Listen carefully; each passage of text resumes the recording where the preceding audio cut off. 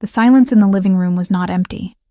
It was heavy, suffocating, and tasted of stale cigarette smoke and impending ruin. I stood in the corner, deep in the shadows cast by the singular flickering lamp that my father hadn't bothered to change in 3 months. I wasn't hiding exactly. I was observing.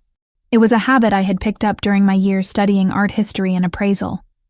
The ability to stand back, look at a composition, and find the crack in the varnish, the fake signature, the flaw that devalued the entire piece. Tonight, the flaw was sitting on the stained beige sofa, wringing his hands until the knuckles turned white. My father, Thomas Evans. The front door had not been kicked in. There were no shouts, no breaking glass. The arrival of Anthony Ravellini was far more terrifying than any Hollywood dramatization of a mob hit. He had simply walked in. The lock on our front door hadn't even clicked. It had yielded to his security team as if it knew better than to resist.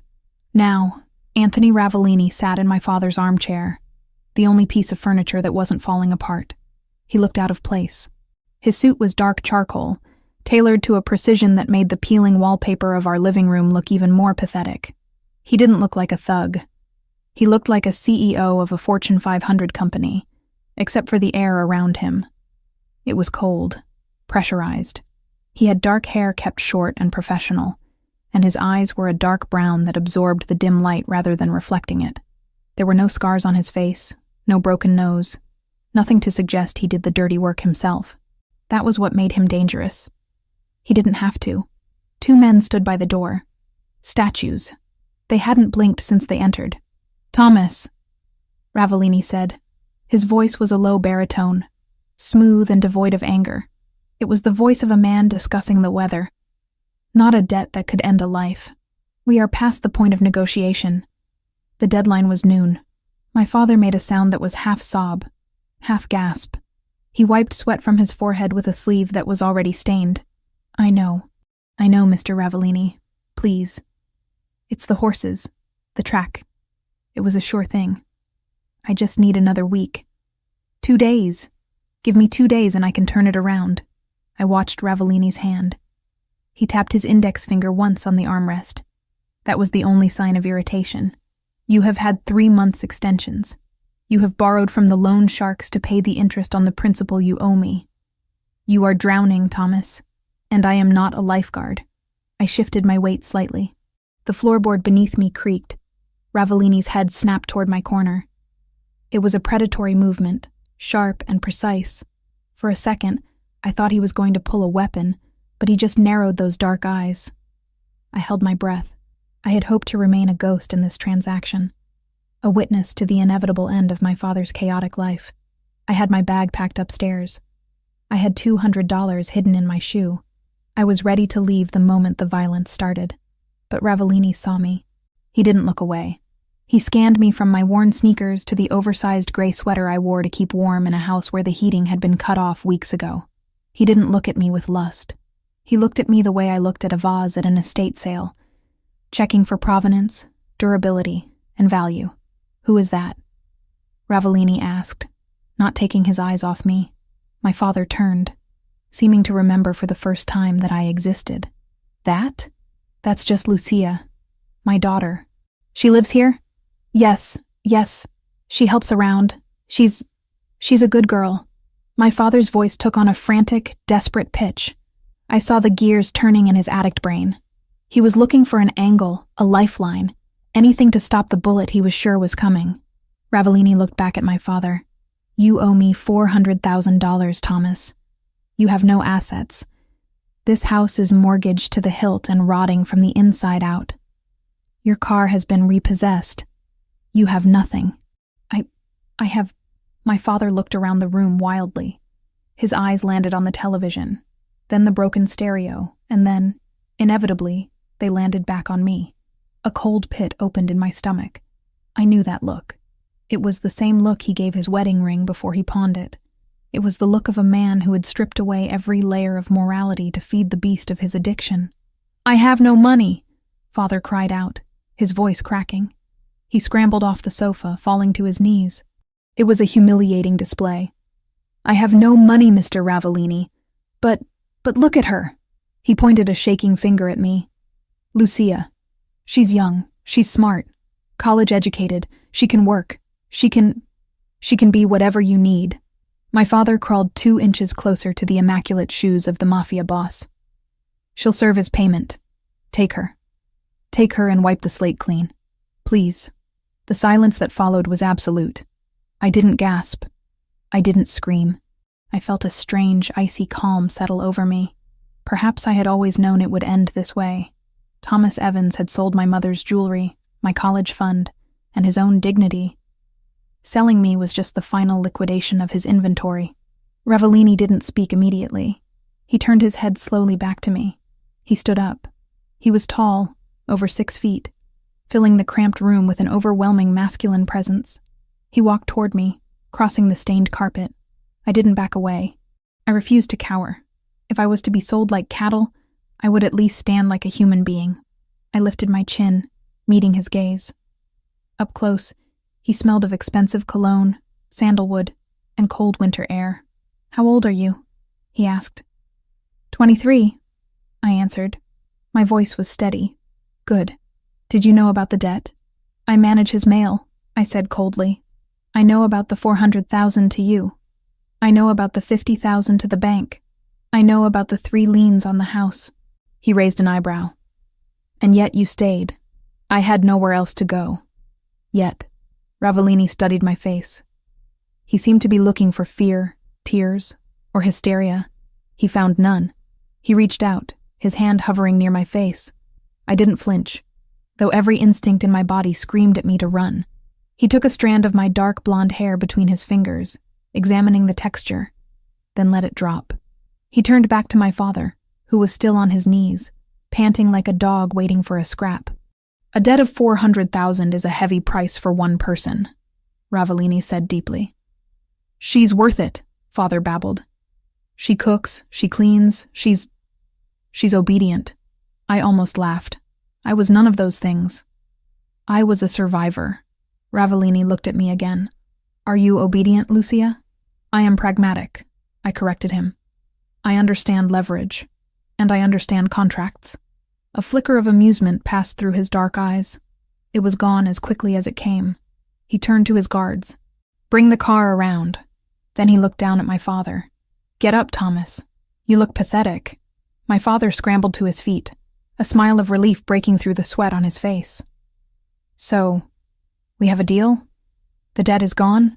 "The debt is transferred," Ravellini corrected. "You are free of your obligation to me. But you are also free of your daughter. If you ever try to contact her, if you ever come near her, if I see your face in my city again, the debt returns, with interest. And you will pay it in blood. Do you understand?" "Yes, yes, of course. Take her." My father didn't even look at me.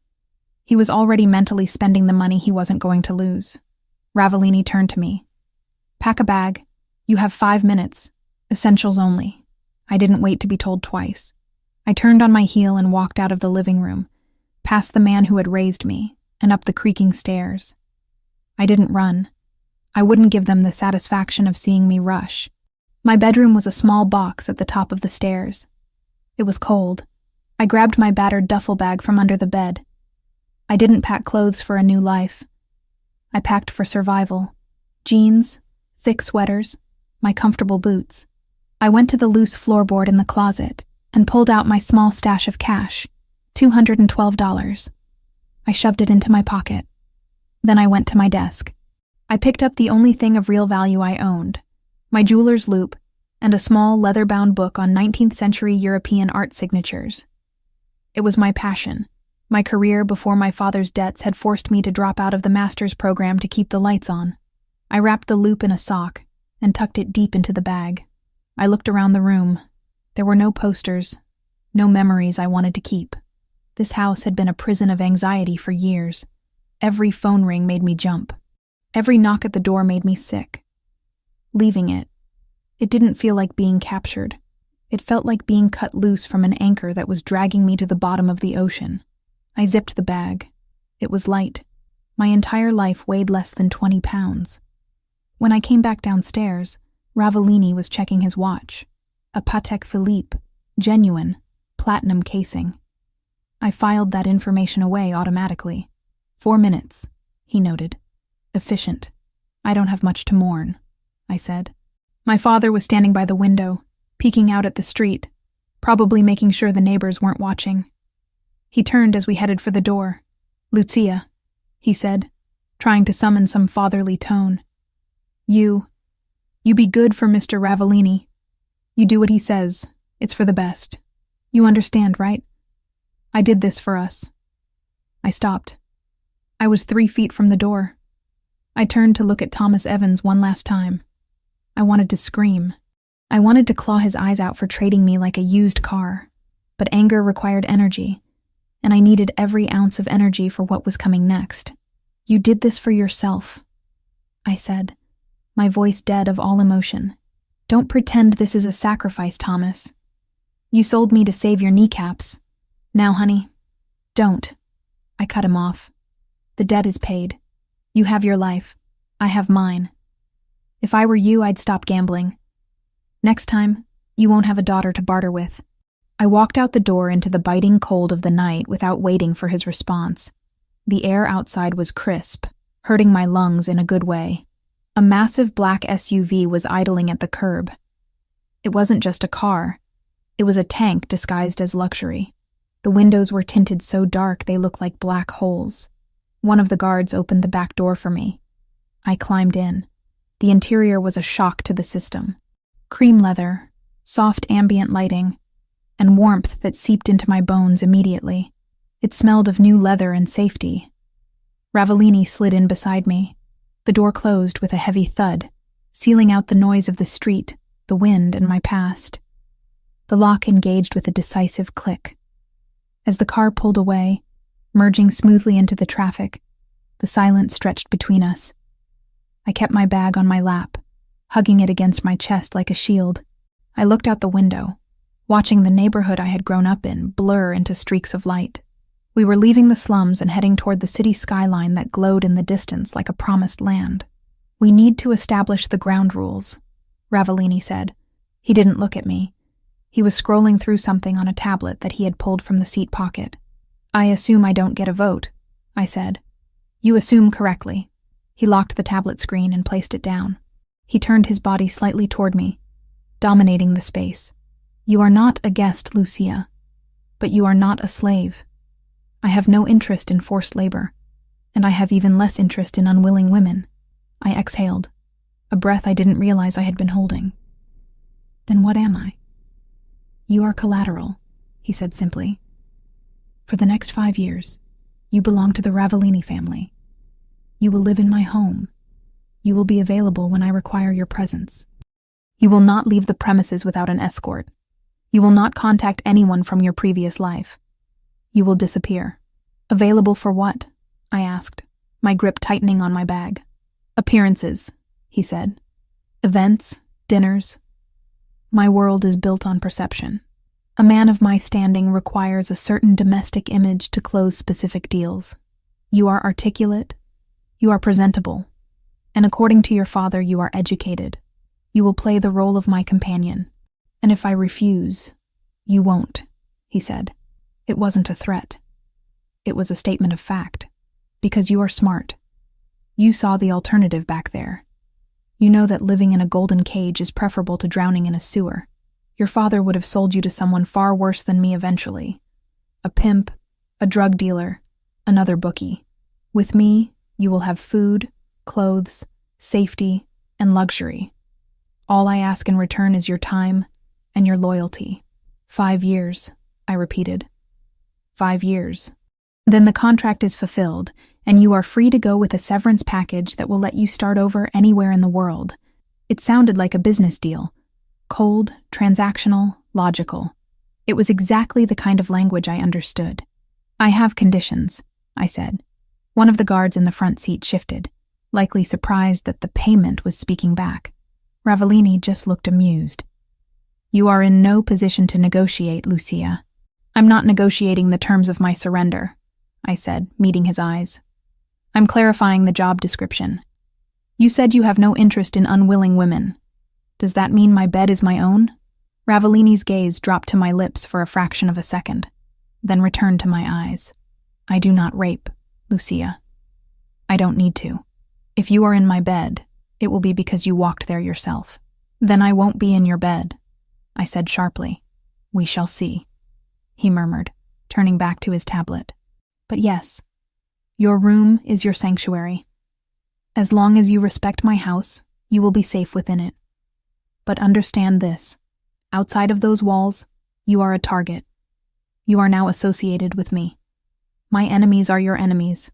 If you try to run, I won't have to hunt you down. Someone else will find you first, and they will use you to get to me. And they will not be as polite as I am. The reality of his words settled over me. I wasn't just a prisoner.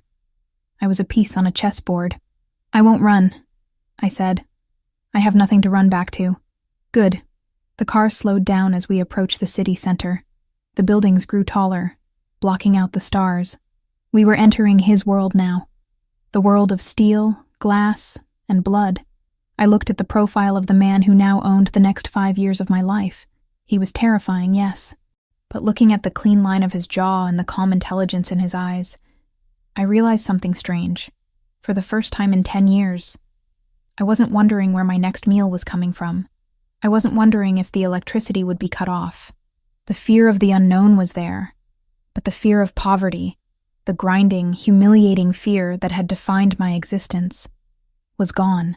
My father had sold me to save himself. But as the skyline glittered ahead of us, I wondered if, inadvertently, he had saved me too. One more thing, Ravellini said, interrupting my thoughts. Yes? Your last name, Evans. You don't use it anymore. In my house, you are simply Lucia. We don't advertise where you came from. Fine, I said. Lucia. Just Lucia. He nodded, satisfied.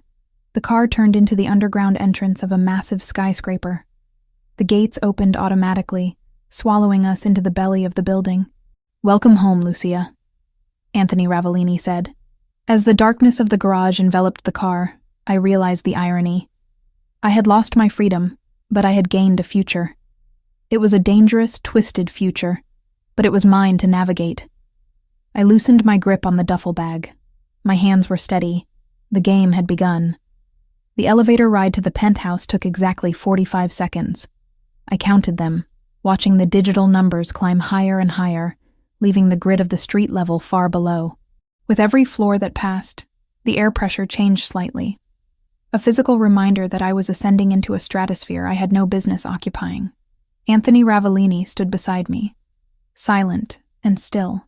He didn't fidget. He didn't check his phone. He simply existed in the space, consuming the oxygen, radiating a kind of calm authority that was more terrifying than any shout. When the doors slid open with a soft chime, I stepped into a world that felt less like a home and more like a fortress of solitude carved from glass and steel. The entryway was vast, paved in dark marble that reflected the recessed lighting like a black frozen lake.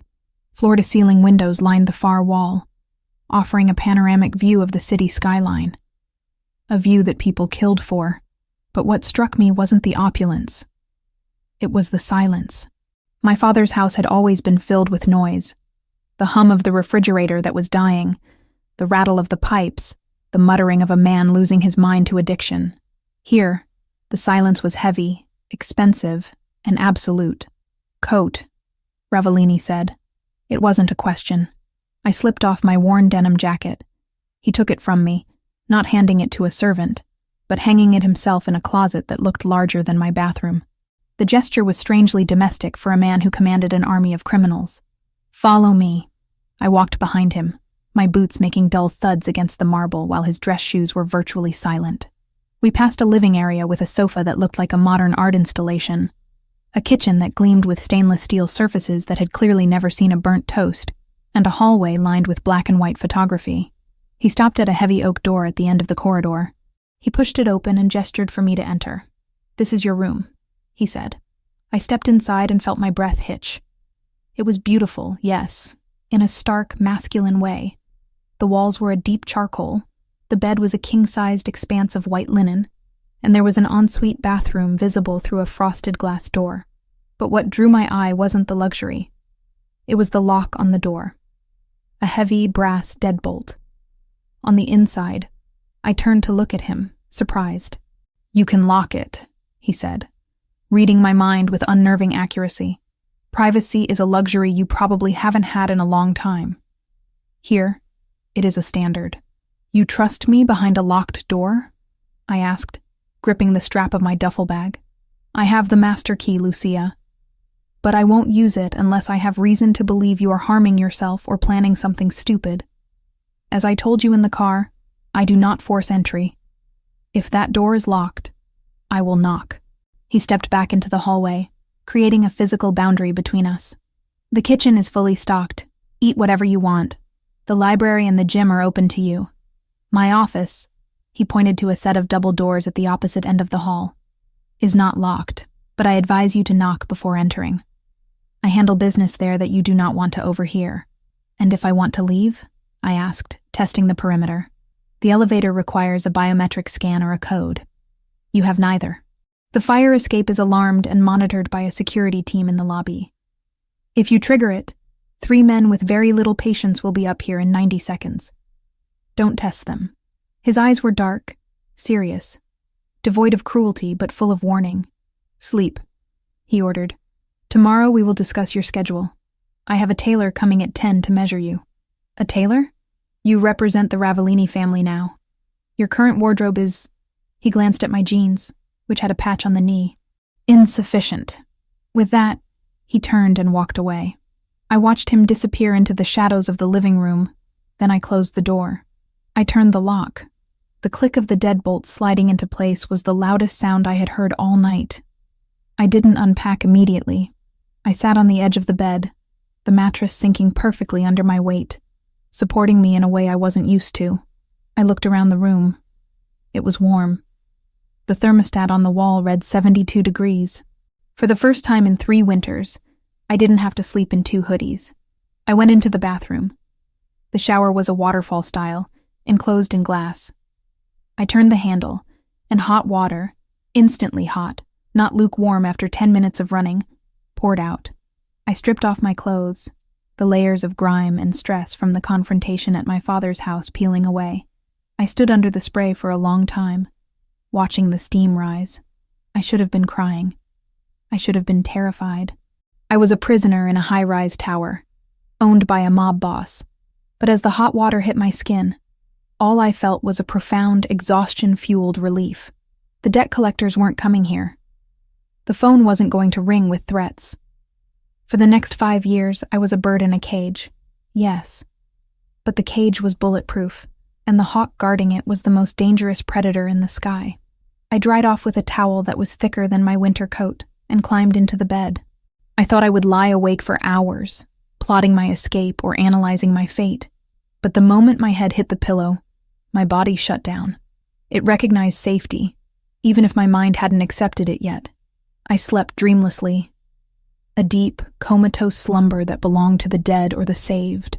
I woke up to light streaming through the blackout curtains I had failed to close completely. The clock on the bedside table read 8:30 a.m. Panic flared for a microsecond. I was late for work, late for the shift at the antique shop that paid me under the table. Before reality crashed back in, I didn't have a job anymore. I had a role. I dressed in the cleanest clothes I had left, black leggings and a gray oversized sweater. I brushed my hair, pulling it back into a severe bun. I looked in the mirror. My hazel eyes looked clearer than they had in months. The dark circles were still there, but they were lighter. I unlocked my door and stepped out into the penthouse. It was silent. "Mr. Ravellini?" I called out softly. No answer. I walked to the kitchen. There was a pot of coffee on the counter, still hot, with a note beside it written in sharp, angular handwriting. "I am in meetings until noon. Eat." I poured a cup. It was black, strong, and tasted like beans that were ground 10 seconds ago. I opened the fridge. It was absurd. Rows of organic produce, imported cheeses, sparkling water, steaks. I grabbed an apple and a piece of cheddar, eating standing up, leaning against the marble island. I was bored. My entire life for the last 5 years had been a hustle, survival. Every minute was accounted for. Working, studying, hiding, managing my father. Now, I had nothing. Time stretched out before me like a vast, empty desert. I explored. The living room had books, but they were mostly architectural digests or business biographies. I walked to the window and looked down at the city. From up here, the people looked like ants. I wondered if my father was down there, already placing bets with the money he didn't have to pay Ravellini anymore. The thought made my stomach turn, so I pushed it away. I found myself drawn to the double doors at the end of the hall. The office. He had said it wasn't locked. He had advised me to knock. But he also said he was in meetings until noon, which implied he wasn't in there right now. My curiosity was a physical itch. I needed to know who this man was. Was he a brute with money, or something else? I turned the handle. It opened silently. The office was magnificent.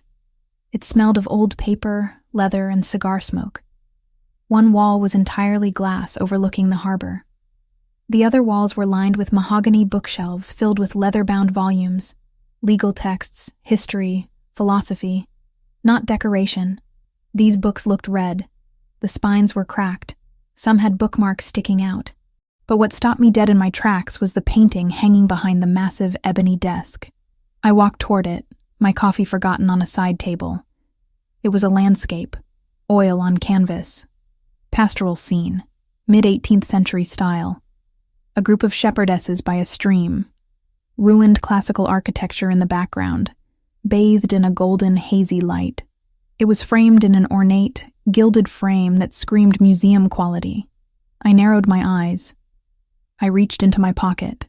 I had transferred my jeweler's loop from my bag to my sweater this morning out of habit. It was my security blanket. I brought it to my eye and leaned in close, dangerously close to the canvas. I studied the brushwork on the foliage in the lower left quadrant.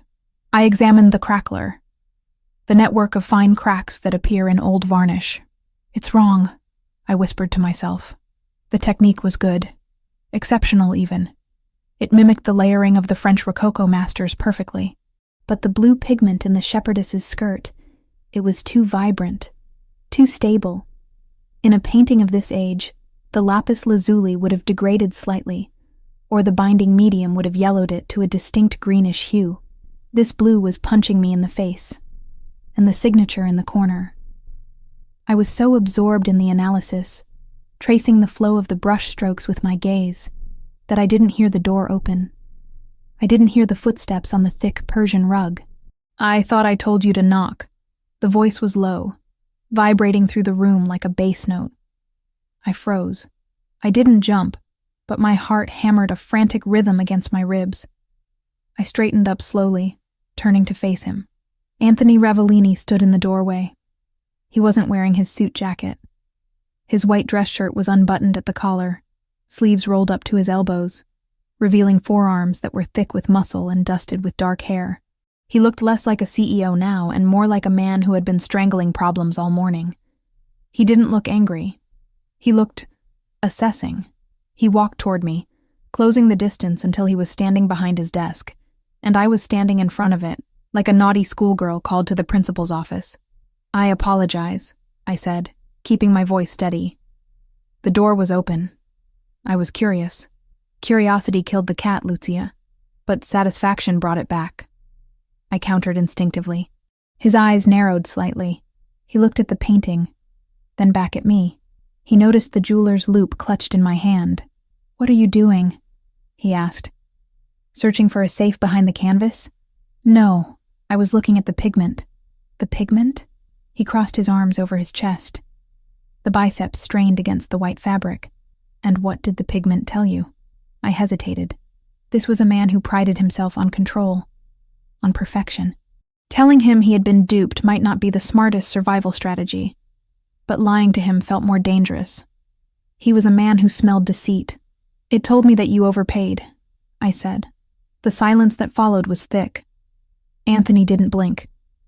"Explain." I took a breath and stepped back toward the painting, pointing with the hand that held the loop. "This is supposed to be a Fragonard, correct?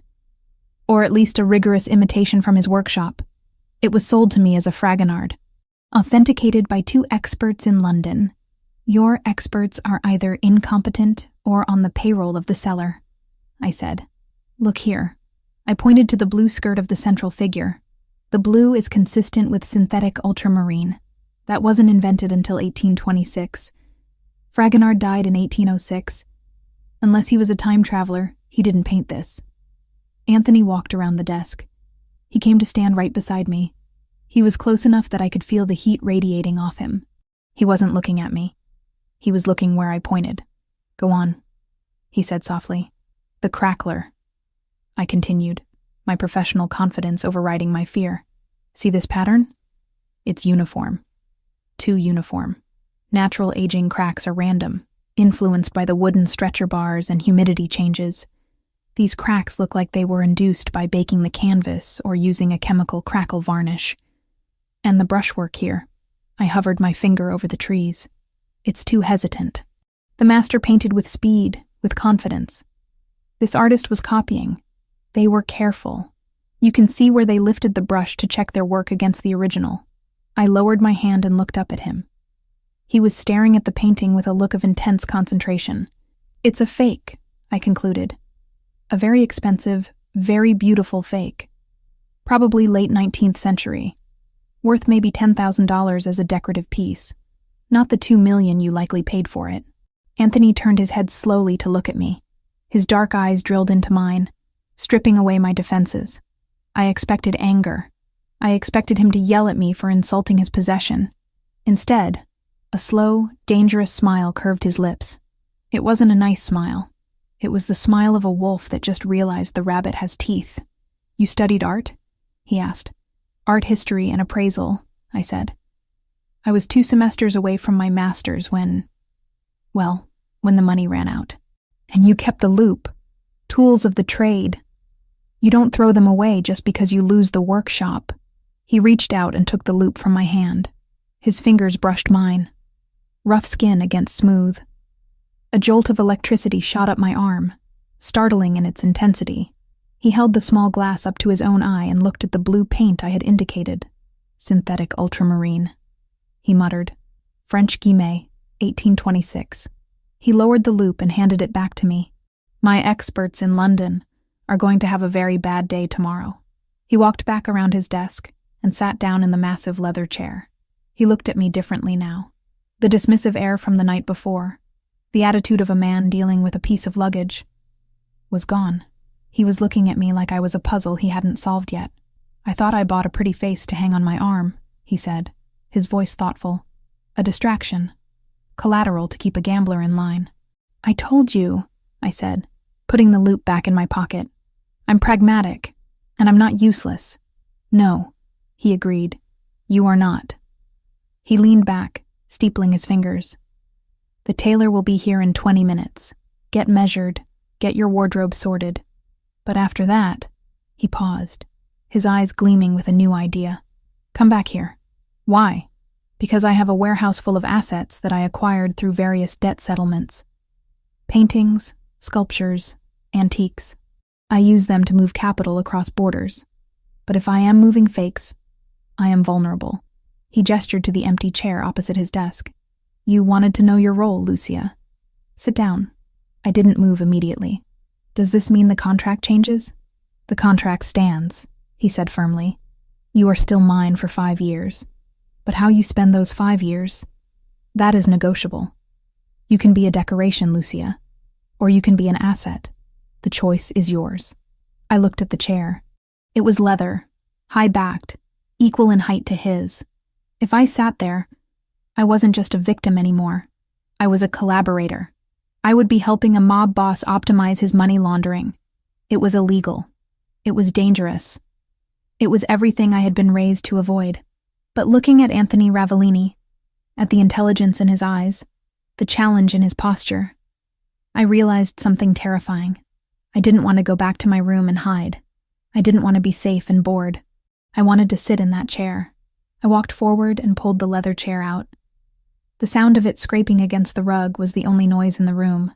I sat down, crossing my legs, and placed my hands on the mahogany desk. I charge a consultation fee, I said. Anthony threw his head back and laughed. A rich, deep sound that seemed to startle the dust motes in the air. It was the first time I had seen him look truly human. "We'll discuss your fee," he said, his eyes locking onto mine with a heat that had nothing to do with art. "Now, tell me about the varnish on that degas in the hallway."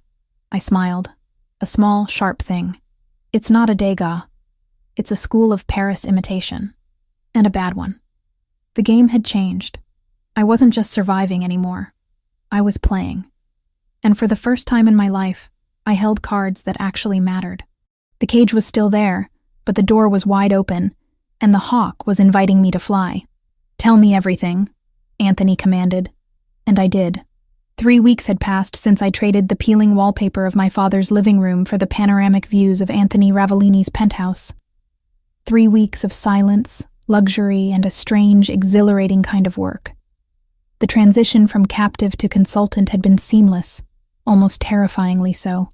I wasn't scrubbing floors or serving drinks. I was doing exactly what I had been trained to do in university, only the stakes were no longer grades or academic approval. They were millions of dollars in illicit capital. I sat at the mahogany desk in the library, a space that had quickly become my command center. Spread out before me were photographs, provenance documents, and shipping manifests. Anthony had given me access to the dead inventory, a collection of art and antiques acquired by the family over the last decade as payments for debts. Most of it was garbage. Gaudy statues, replicas sold to idiots, paintings by up-and-coming artists who never came up. But hidden in the pile were gems, and my job was to separate the wheat from the chaff, and more importantly, to identify the high-quality fakes that could be passed off as originals to less discerning buyers in the European black market. I picked up a file on a set of Ming Dynasty vases. My loupe was already in my hand. I didn't need to look hard to see the modern kiln marks on the base in the photograph. Fake. But good fakes. Trash? The voice came from the doorway.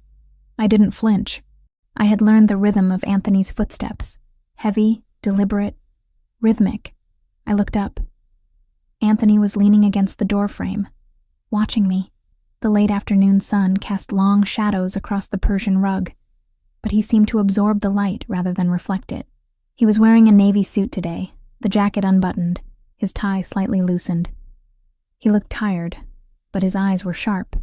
"Not trash," I corrected, tapping the photo. "Deceptive.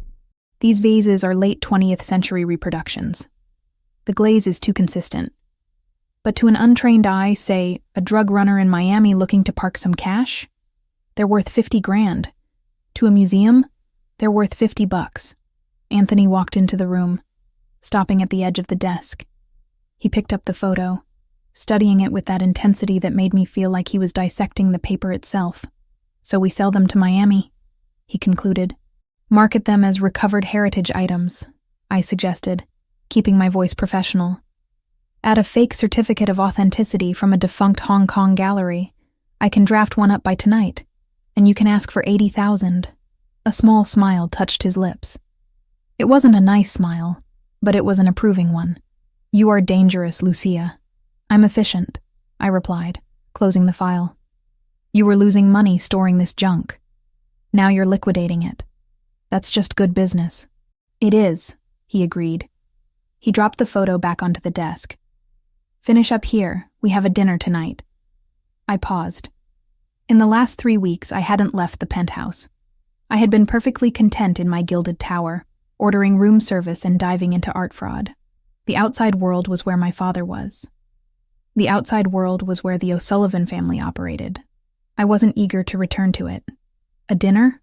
I asked, keeping my tone neutral. "A business meeting. High level. My capos and a few associates from the West Coast. We are finalizing a distribution route, and you need me there because you are the face of my legitimacy," Anthony said. He walked around the desk, invading my personal space. He didn't touch me, but his proximity was a physical weight. "I am not just a thug with a gun, Lucia. I am a businessman. A man who appreciates culture. You are the proof of that. You are the beautiful, educated woman on my arm who discusses art and history while I discuss percentages and territory. You soften the edge. I'm a prop, I said flatly. You are armor, he corrected.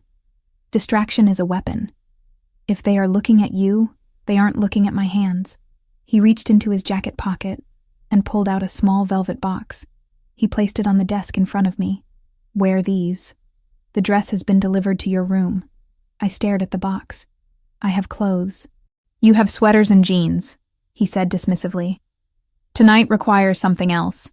Be ready in an hour. And Lucia? I looked up at him. This isn't a request. He turned and left the library, leaving me alone with the silence and the velvet box. I opened it.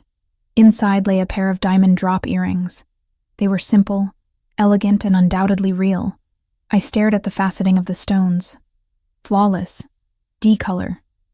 Probably 3 carats each. I snapped the box shut. I wasn't going to be seduced by diamonds. I was doing a job. I was paying off a debt of time. 5 years. I just had to survive 5 years of dinners, fakes, and Anthony Ravellini. I went to my room. The dress was hanging on the wardrobe door. I stopped in my tracks. I had expected black. Safe, classic black. Or maybe red, the color of a cliché. But the silk flowing from the hanger was neither. It was a deep, rich burgundy, the color of oxidized blood, of heavy wine, of crushed velvet in an old theater. It was a sophisticated, dangerous color. I reached out and touched the fabric. It was heavy silk satin, cool to the touch. I stripped off my work clothes and stepped into it. The dress fit as if it had been sewn onto my skin. It had a high neck, deceptive in its modesty, but the back plunged low, exposing my spine. It clung to my hips and pooled slightly at the floor. I sat at the vanity and did my hair, pulling it into a sleek, low chignon. I put on the earrings. They caught the light, framing my face in cold fire. I applied lipstick, a dark berry shade that matched the dress. When I looked in the mirror, I didn't see Lucia Evans, the girl who hid from debt collectors. I saw a woman who looked like she belonged in a palace or a war room. I looked formidable. I walked out into the living room exactly an hour later. Anthony was waiting by the window, looking out at the city. He turned when he heard my heels on the marble. He stopped. His eyes swept over me, starting from my shoes and traveling slowly up to my face. He didn't leer. He didn't look at me with hungry animal lust. He looked at me with a profound, terrifying appreciation. Burgundy, he said quietly. It suits you better than black. It's a bold choice, I said, my voice steady despite the way my heart hammered against my ribs. We are not hiding tonight, he said. He walked over and offered me his arm. Shall we? I took his arm. His muscles were hard as granite beneath the fine wool of his suit. Lead the way, Mr. Ravellini. Anthony, he corrected. Tonight you call me Anthony. The restaurant was called Il Silenzio. It was one of those places that didn't have a sign out front, just a heavy wooden door and a bouncer who looked like he ate concrete for breakfast. Inside, the atmosphere was thick with cigar smoke and the scent of truffle oil. It was dimly lit, the walls lined with dark wood paneling. The other diners were men in expensive suits, talking in hushed tones. There were very few women. Anthony guided me to a private room in the back. The air in the room changed instantly. It was cooler, sharper. A large round table dominated the space. 5 men were already seated. They all stood up when Anthony entered. Don Ravellini, one of them greeted, bowing his head slightly. Gentlemen, Anthony replied. He didn't bow back. He guided me to the chair to his right and waited for me to sit before taking his own seat. The men sat down. I scanned the table. I recognized 2 of them from the files I had seen in the office. Associates from the West Coast. But the man sitting directly across from me was new. He was older, perhaps 50, with a face that looked like it had been carved out of aggressive meat. His skin was flushed, his eyes watery and bloodshot. He had a glass of whiskey in front of him that was already half empty. Who's the bird, Anthony? The man asked, his voice grating and loud. I thought this was a business dinner, not a date night. Anthony poured himself a glass of water. He didn't look at the man. This is Lucia.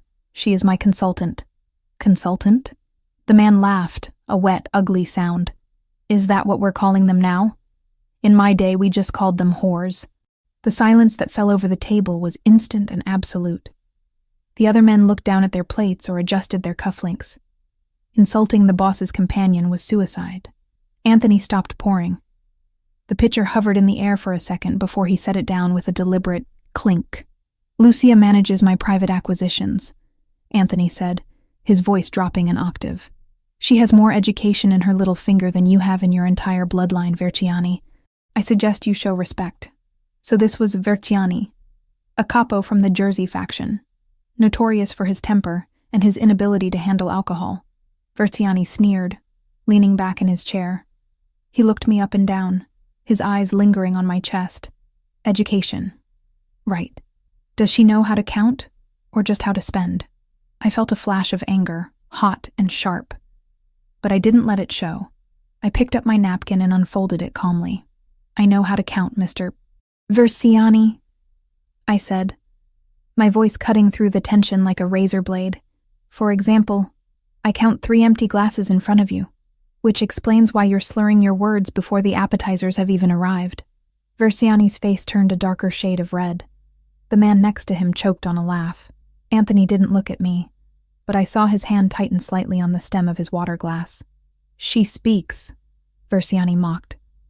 "Listen, sweetheart, the men are talking. Why don't you sit there and look pretty? Anthony, order a bottle of the good stuff. I want to celebrate the deal." He snapped his fingers at a waiter who had materialized in the corner. "Boy, bring us the 82 Latour. The boss is paying." The waiter looked at Anthony for confirmation. Anthony gave a barely perceptible nod. When the bottle arrived, Verciani made a show of inspecting it. "Ah, Chateau Latour, 1982, the king of wines. You see this?" He pointed the bottle at me. "This bottle costs more than your daddy made in a year." He didn't know how right he was. My father never made anything. The waiter poured a splash into Verciani's glass for the tasting. Verciani swirled it aggressively, spilling a drop on the white tablecloth. He took a massive gulp, swishing it around his mouth like mouthwash. "Perfection," he announced. "Notes of leather and tobacco, smooth as silk. Pour it for everyone."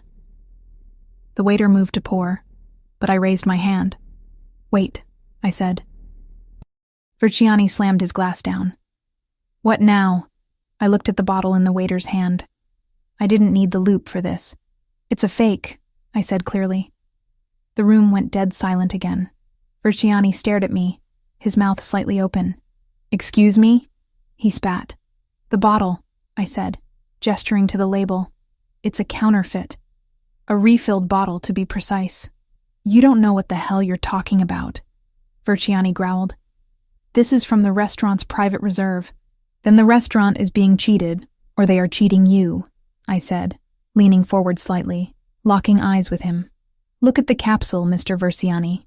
The Chateau Latour 1982 capsules were made of a specific lead alloy that oxidizes to a dull gray over 40 years. That capsule is shiny aluminum. And the label? The font on the vintage year is slightly too bold. It's a high-quality photocopy glued onto an old bottle." I turned to the waiter, who was looking pale. "And if you open it, the cork will likely be branded with a different year, or it will look surprisingly new for a 40-year-old wine. Am I right?" The waiter swallowed hard. I can check the cellar, madam. We have had issues with the supplier recently." I turned back to Verciani. "You just drank swill, probably a decent table wine mixed with a little brandy to fake the aging, and you called it perfection. You praised the notes of leather. The only leather here is the shoe you just put in your mouth." The man to Verciani's left let out a snort of laughter that he quickly turned into a cough. Anthony remained perfectly still, but there was a light in his eyes, a fierce, burning pride. Verciani was vibrating. The humiliation was total. He had been exposed as a fool in front of his peers by a woman he had dismissed as a whore. He stood up so fast his chair crashed backward onto the floor. "You little bitch," he roared. He lunged across the table. His hand, heavy, meaty, and fast, swung toward my face. I didn't have time to move. I flinched, bracing for the impact, closing my eyes. But the blow never landed. There was a dull thud of flesh hitting flesh, but not mine. I opened my eyes. Anthony was standing. He had moved with a speed that defied physics. His left hand was wrapped around Verciani's wrist, stopping at inches from my cheek. His grip was so tight that Verciani's fingers were turning purple. The air in the room seemed to drop 20 degrees. Anthony didn't shout. He didn't roar. He leaned in, his face inches from Verciani's sweating forehead. His voice was a whisper, but it carried more violence than a gunshot. "She is not a consultant," Anthony said, his eyes black voids of rage. "She is my partner. You insult her. You insult me. You try to touch her." He twisted Verciani's wrist. There was a sickening pop of cartilage. Verciani let out a strangled yelp, dropping to his knees. "And you lose the hand," Anthony finished. He shoved Verciani back. The capo collapsed onto the floor, clutching his wrist, wheezing. "Get him out of here," Anthony ordered the guards. "And tell the kitchen to bring me a real bottle. I won't pay for garbage." The guards dragged Verciani out. The other men at the table sat in stunned silence. They weren't looking at Anthony with fear anymore. They were looking at me with fear. Because I was the woman who had just caused a capo to be broken, and I hadn't even raised my voice. Anthony sat back down. He adjusted his cuffs. He turned to me. "Are you all right?" he asked. I looked at his hands. The hands that had just crushed a man's wrist to protect me. My heart was racing. But not from terror. It was racing from adrenaline. "I'm fine," I said. My voice was surprisingly steady. "But he really does have terrible taste in wine." Anthony looked at me for a long moment. Then he started to laugh. It was a low, dark sound. "Yes," he said. "He does." The rest of the dinner passed in a blur. The men treated me like royalty. They asked my opinion on the food, the decor, the business. I played the part. I was charming, I was intelligent, I was deadly. But all I could think about was the heat of Anthony's body next to mine, and the way he had moved to shield me. The ride home was quiet. The city lights streaked past the tinted windows of the SUV. The partition was up, separating us from the driver. I sat in the corner of the seat, watching the rain start to streak against the glass. The adrenaline was fading, leaving behind a shaky exhaustion. I felt a hand on mine. I looked down. Anthony's hand was covering mine on the leather seat. His skin was warm. "You're shaking," he said. "Just a little," I admitted. I've never been the cause of violence before." "You weren't the cause," he said firmly. His ego was the cause. "You were just the mirror that showed him how ugly he is." He squeezed my hand. "You did well tonight, Lucia. Better than well. You commanded that room. I just pointed out a fake label. No. You stood your ground. Most people crumble when a man like Verciani barks. You bit back." He turned his body toward me. The streetlights flickered across his face, illuminating the sharp angles of his cheekbones and the depth of his eyes. "I told you I protect what I value," he said softly. "And am I valuable?" I asked, the question slipping out before I could stop it. "Or am I just a useful asset for spotting fake wine?"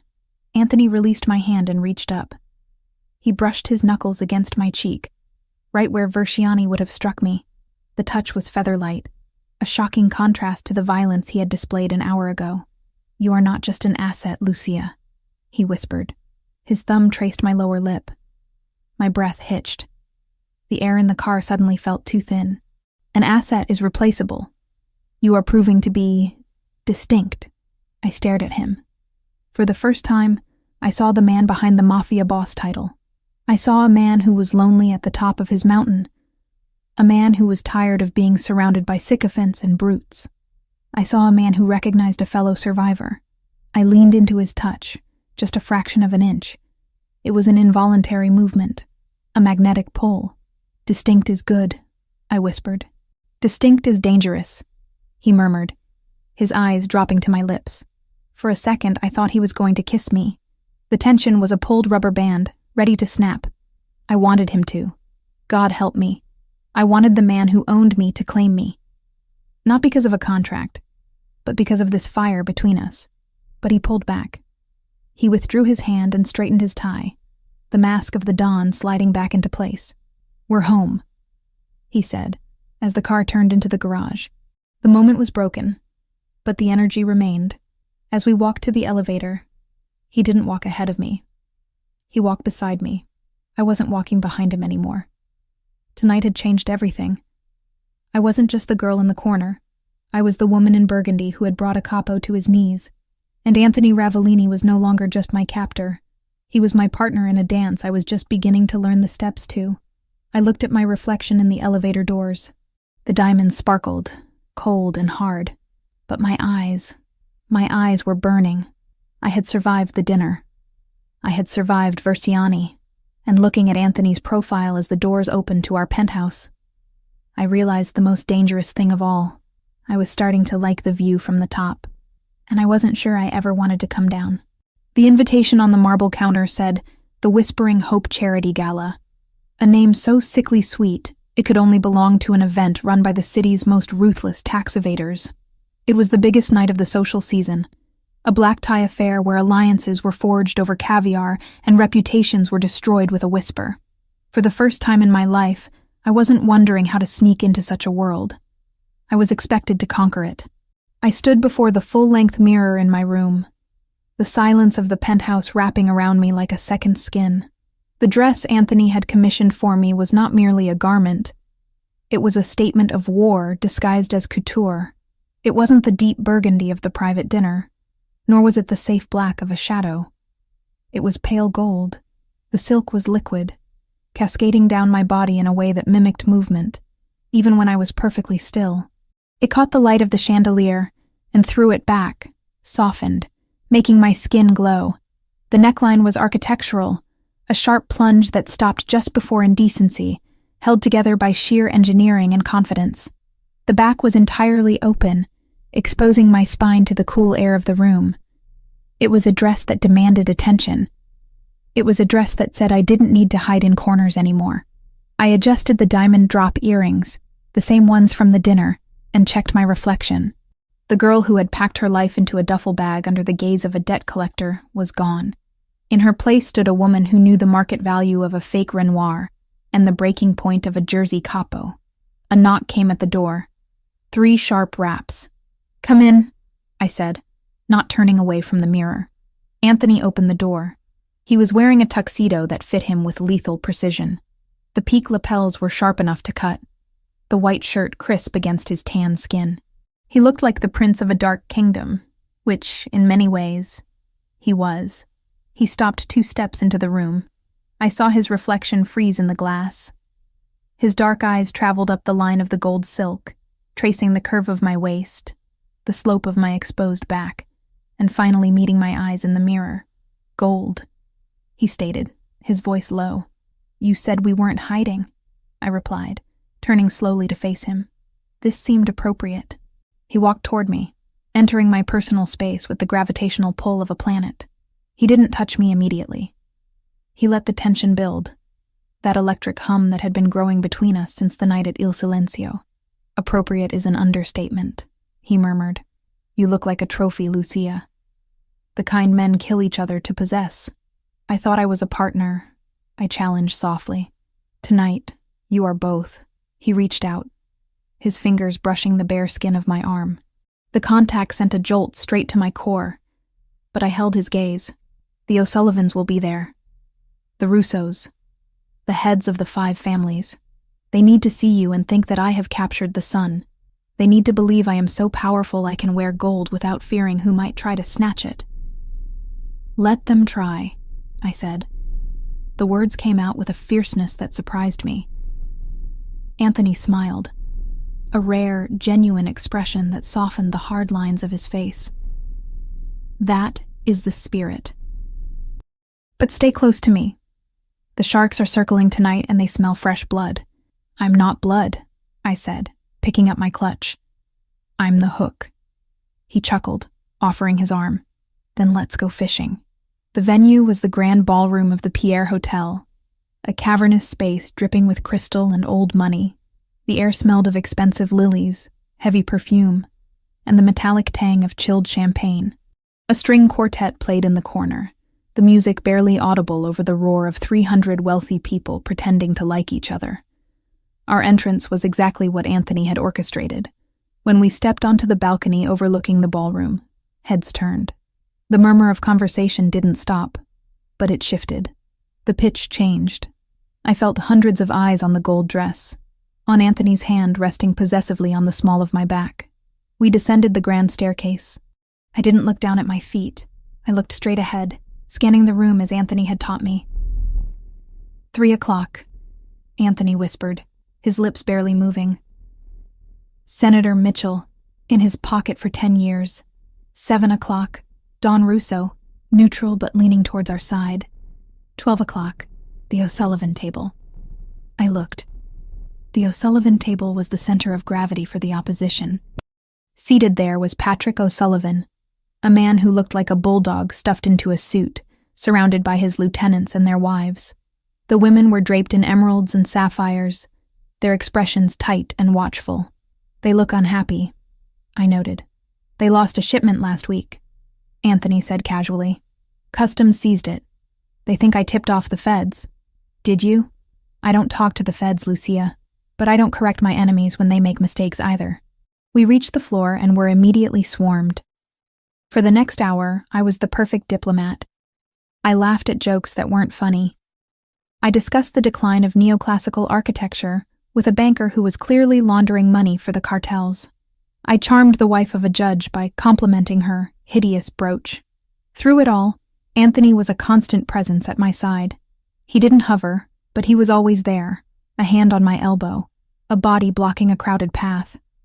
We moved as a unit. When I spoke, he listened with visible respect, signaling to the room that dismissing me would be a fatal error. I was enjoying myself. The power was intoxicating. I was navigating a minefield in stilettos, and I hadn't triggered a single explosion. I need a moment, Anthony whispered in my ear after extricating us from a conversation with a particularly dull city councilman. I have to speak with Russo privately. 5 minutes. Stay in the main circle. Don't wander. I'll be fine, I assured him. I'll get a water. He hesitated, scanning the room once more, then nodded. 5 minutes. He disappeared into the crowd toward the smoking terrace. I walked to the bar, my head high. I ordered a sparkling water with lime. The bartender served me with trembling hands. I turned to survey the room, taking a sip. That dress is a bold choice for a mistress. The voice was sweet, laced with arsenic. I turned. Standing next to me was a woman I had seen at the O'Sullivan table. She was older, perhaps 45, wearing a dark green velvet gown that looked heavy and suffocating. Her neck was choked with diamonds that looked like ice. I prefer consultant, I replied smoothly. And the dress is vintage. You wouldn't recognize the designer. He doesn't sell to department stores. The woman's smile didn't waver. Sharp tongue. Anthony always did like them feisty. I'm Eleanor O'Sullivan, Patrick's wife. Lucia, I said, omitting the surname as per my instructions. Just Lucia? Eleanor stepped closer. She smelled of gin and desperate preservation. We know who you are, dear. We know exactly who you are. My grip on the crystal glass tightened. Then you have the advantage, Mrs. O'Sullivan. Because to me, you're just another wife waiting for her husband to tell her what to think. Eleanor's eyes flashed with cold malice. You think you're safe because he put you in silk? You think you're special? You're just payment, a receipt walking around in heels. If you'll excuse me, I said, moving to step around her. Your father sends his regards, she whispered. I froze. The ambient noise of the party seemed to drop away, leaving only the sound of my own heartbeat thundering in my ears. I turned back to her slowly. What did you say?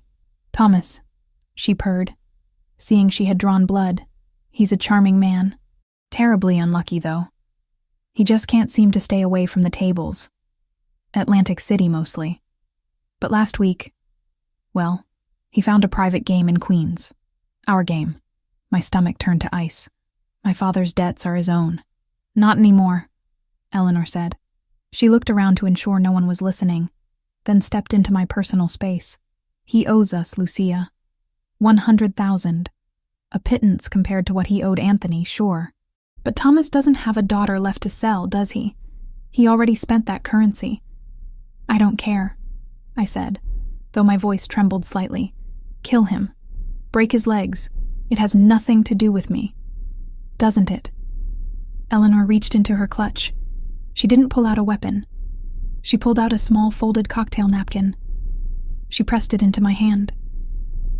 He didn't have money, dear, but he had information. He told us he talks to you. He told us he knows the route Anthony uses for the midnight transfers. He's lying, I hissed. I don't talk to him. I don't know the routes. But Anthony thinks you're loyal. She smiled, a horrific, triumphant expression. Thomas is selling us the schedule, Lucia. He claims he got it from you. He says you're playing the long con, that you're feeding him intel to buy his freedom. My world tilted. It was a lie. A vicious, destructive lie. But in this world, perception was reality. If the O'Sullivans spread the rumor that I was the leak, that I was feeding my father information, Anthony would have to kill me. He couldn't afford the weakness. Why are you telling me this? I asked, my voice barely a whisper. Because we don't want the schedule, she said, leaning in close, her breath hot on my ear. We want Anthony. You're going to confirm the route. You're going to tell us exactly when the shipment leaves the warehouse tonight. If you do, we forgive your father's debt. If you don't, well, we tell Anthony that his precious little consultant is a double agent working for her daddy, and we'll provide the proof Thomas manufactured. She patted my cheek. It took everything in me not to slap her hand away. Think about it. The ladies' room is down the hall. Meet me there in 10 minutes with the time and location. Or watch your golden life burn. She walked away, blending back into the crowd like a venomous snake sliding into the grass. I stood there, the cocktail napkin burning my palm. I unfolded it. It was a list of dates.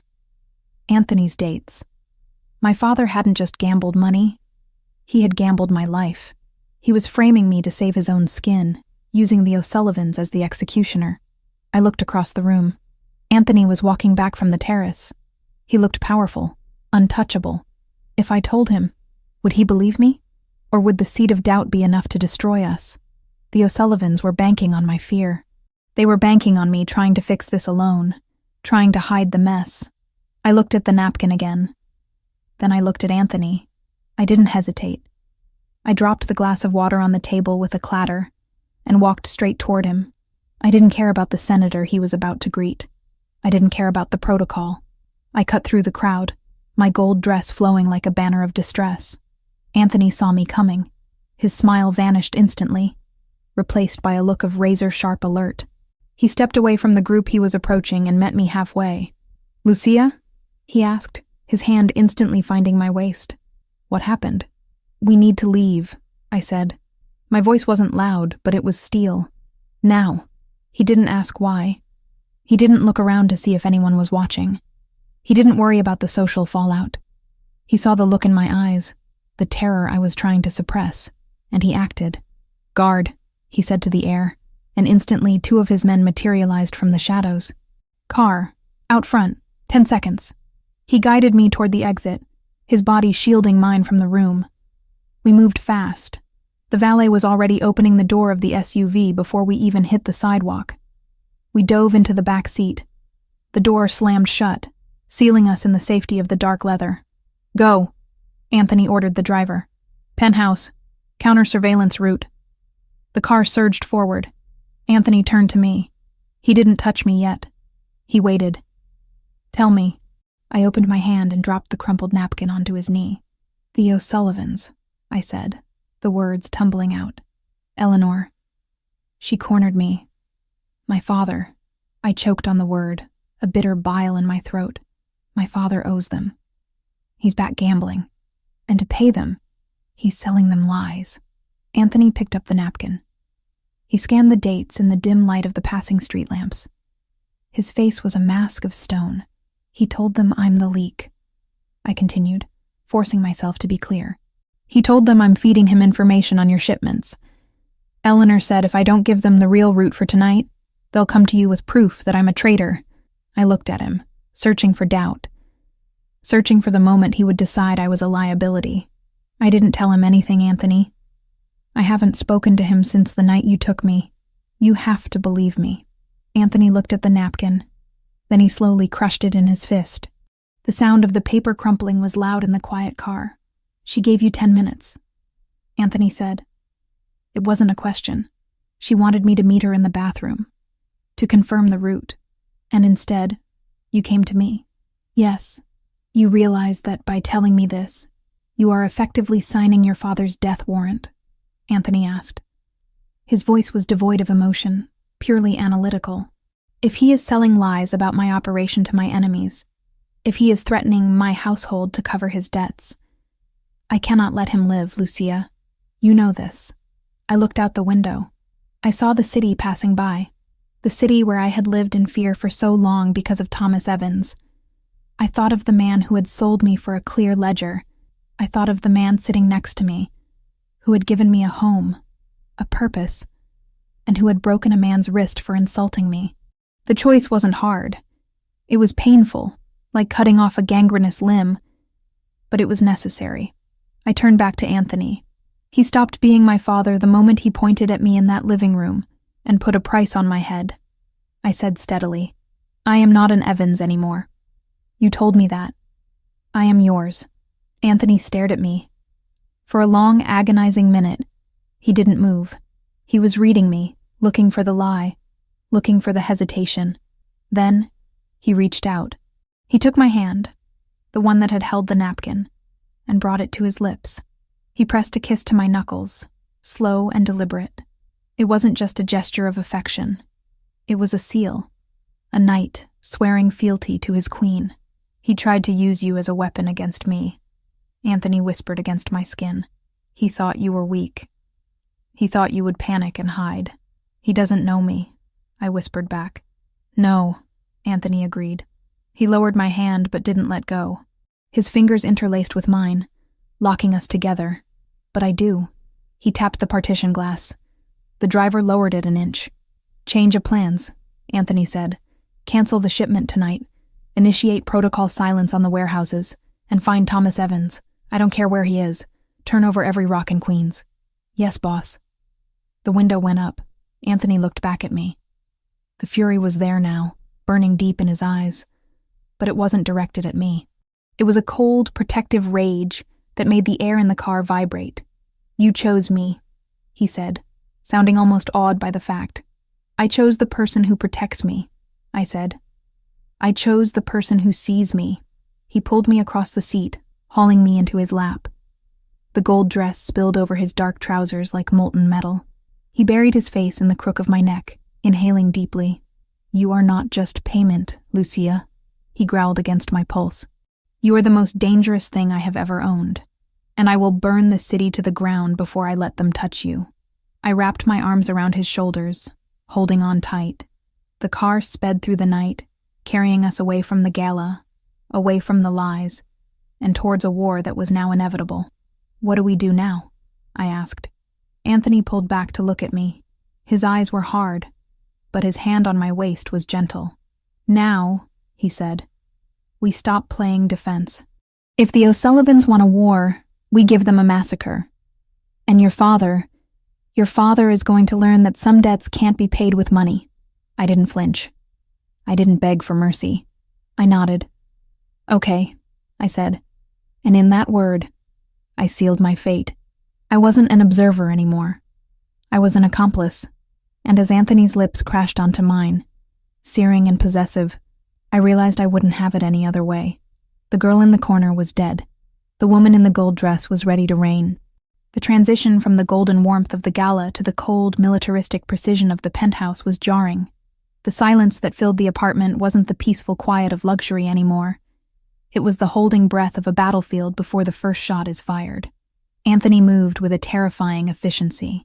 He had stripped off his tuxedo jacket and the silk tie, replacing them with a tactical vest that he strapped over his white dress shirt. He didn't look like a businessman now. He didn't even look like a mob boss. He looked like a soldier preparing for a siege. I stood by the kitchen island, still wearing the gold dress, though I felt ridiculous in it now. The silk felt too thin, too fragile for the reality that had just crashed into our lives. "The perimeter is sealed," Anthony said, checking the magazine of a handgun. before sliding it into a holster at his hip. "I have 6 men in the lobby, 2 in the elevator shaft, and 3 on the roof. The blast shutters are down on the windows. You are safer here than in the president's bunker. And you?" I asked, my voice steady despite the tremor in my hands. "Where are you going?" "To end it," he replied. He walked over to me, stopping just inches away. The smell of expensive cologne was gone, replaced by the scent of gun oil and cold resolve. He reached out, cupping my face in his hands. His thumbs traced my cheekbones, his eyes searching mine with an intensity that made my knees weak. "I am going to find your father. I am going to find the O'Sullivans. And I am going to make sure they never threaten this house again." "Don't go alone," I whispered. "I'm not alone. I have my best men. But I need to lead this, Lucia. They insulted me. They threatened you. This is personal." He leaned his forehead against mine. "Stay here. Do not open the door for anyone but me. If the secure line rings, answer it. It will be the code word Vesuvius. That means extraction. Do you understand?" "Vesuvius," I repeated. "I understand." He kissed me then.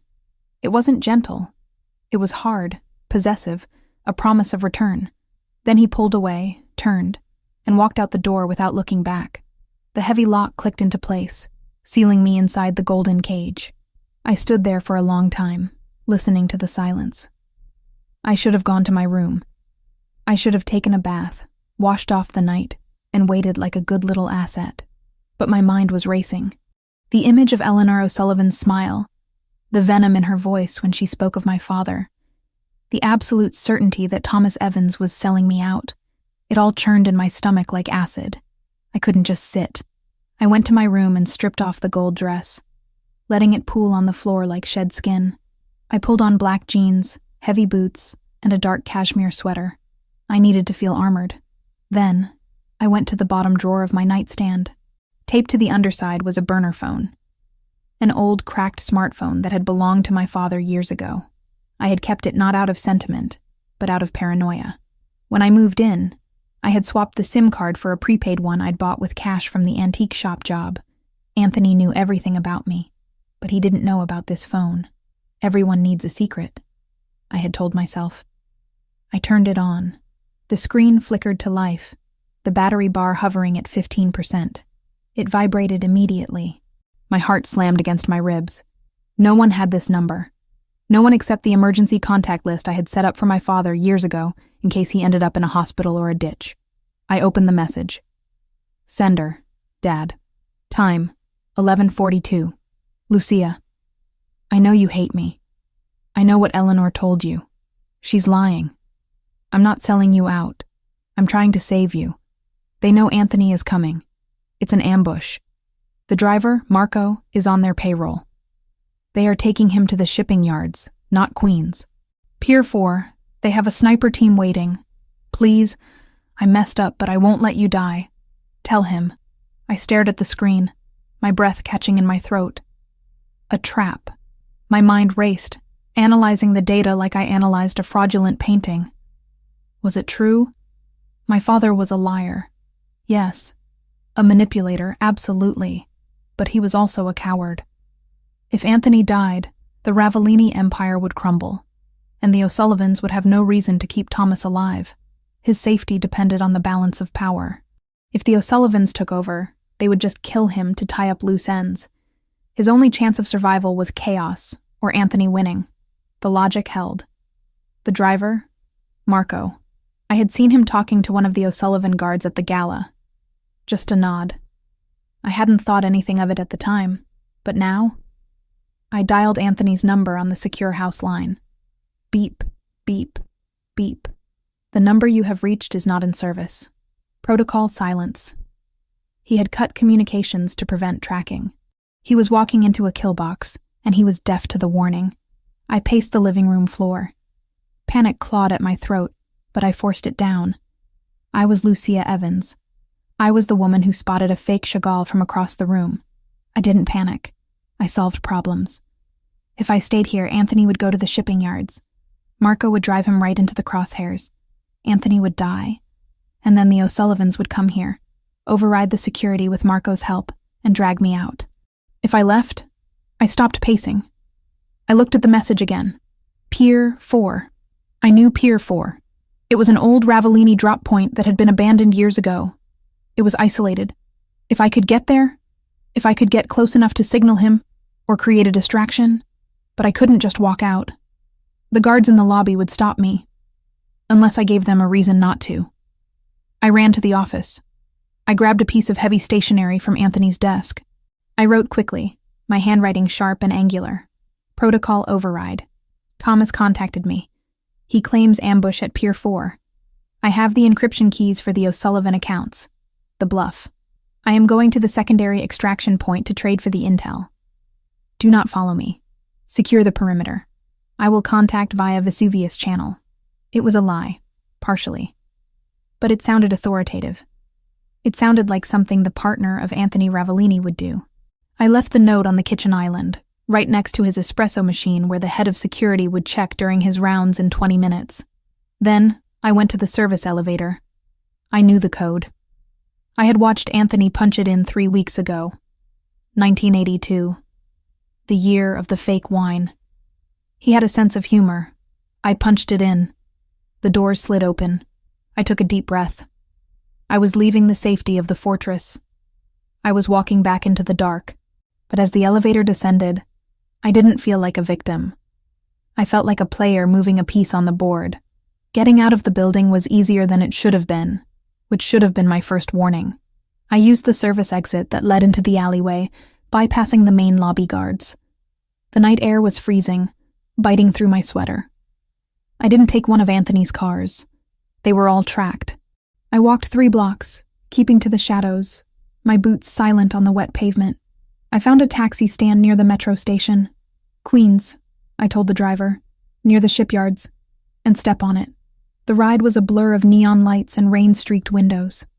I gripped the burner phone so hard my knuckles turned white. Every minute felt like an hour. I kept checking the time. 12:15 a.m.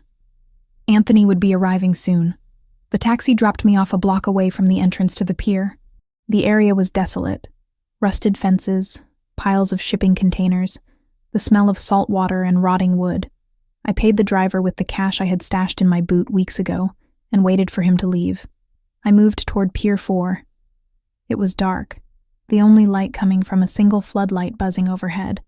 I didn't see Anthony's SUV. I didn't see Marco. I crept closer, hiding behind a stack of wooden pallets. My heart was hammering so loud I was sure it echoed off the metal containers. "Dad?" I whispered, looking at the phone. "Where are you?" My phone buzzed. "Inside the warehouse, 2nd floor office. I can see the entrance. Hurry, they're setting up." I looked at the warehouse. The side door was slightly ajar. Logic told me to wait. Logic told me to wait for Anthony. But fear for the man I loved, overrode the logic. If the sniper was already set up, Anthony wouldn't even make it out of the car. I slipped through the side door. The warehouse was cavernous, filled with shadows and the sound of dripping water. I kept low, moving toward the metal staircase that led to the foreman's office overlooking the floor. I climbed the stairs, testing each step for sound. I reached the top. The office door was closed. I could see a sliver of light underneath it. I took a breath, reached into my boot, and pulled out a small switchblade I had swiped from Anthony's collection in the library. It wasn't much against guns, but it was better than fingernails. I pushed the door open. "Dad?" Thomas Evans was sitting in a rolling chair in the center of the room. He wasn't tied up. He wasn't bleeding. He was holding a sandwich in one hand and a bottle of beer in the other. He looked up at me, and for a second, he looked surprised. Then a slow, pathetic smile spread across his face. "You actually came," he said, chewing. "I told them you would. I told them you were loyal." I froze. The knife felt heavy in my hand. I looked around the room. It was empty. No snipers. No view of the ambush. Just my father, looking comfortable. "Where is the ambush?" I asked, my voice barely a whisper. "Where is Anthony?" "Anthony isn't coming here, Lucia," Thomas said, taking a sip of beer. "Anthony is halfway to Jersey by now, chasing a ghost lead I gave Eleanor to feed him. He's fine. Well, he's furious, but he's alive." The realization hit me like a physical blow to the chest. The air left my lungs. "You lied," I said. "I improvised," he corrected. He set the beer down. "See, the O'Sullivans, they didn't want Anthony tonight. They wanted you. They figured if they attacked the penthouse, Anthony would turn it into a fortress. They'd lose 50 men trying to get in. But if I could convince you that he was in danger, well, you'd walk right out the front door." He stood up, wiping crumbs from his shirt. "And look at you. You did. You walked right into the trade." "Trade?" I stepped back, gripping the knife. "What trade?" "My debt for you," Thomas said simply. 100 grand. That's what I owe. Eleanor said if I delivered you, the slate is clean. Plus, they give me a bus ticket to Florida and 5 grand in walking around money." He looked at me with those watery, weak eyes, the eyes I had inherited. "It's a good deal, Lucia. Anthony will find another girl. He's rich. But me? I was out of options. You sold me," I whispered. "Again." "I saved myself," he snapped, his voice rising. "Do you know what they do to people who don't pay? They were going to cut off my fingers, Lucia, one by one. You're young. You're pretty. You'll survive whatever they want. You're tough. Like your mother. Don't you dare speak her name," I hissed. I raised the knife. "You are sick. You are a disease." "I'm a survivor," he yelled. "Just like you." "No." A deep voice came from the shadows behind me. "She is nothing like you." I spun around. Emerging from the darkness of the stairwell were 3 men. I recognized the center one immediately. Patrick O'Sullivan, the bulldog from the gala. He was flanked by 2 guards who looked like they were carved out of granite. "Drop the knife, darling," Patrick said, his voice grating like gravel. "Or I shoot your father," which, honestly, would be doing the world a favor. But a deal is a deal. I looked at Patrick. Then I looked at Thomas. My father was shrinking back, looking terrified now that the reality of the O'Sullivans was in the room. "Lucia, put it down," Thomas pleaded. "Don't make them mad." I looked at the knife. It was useless against 3 armed men. I wasn't going to win a firefight. Not here, not alone. I dropped the knife. It clattered loudly on the metal floor.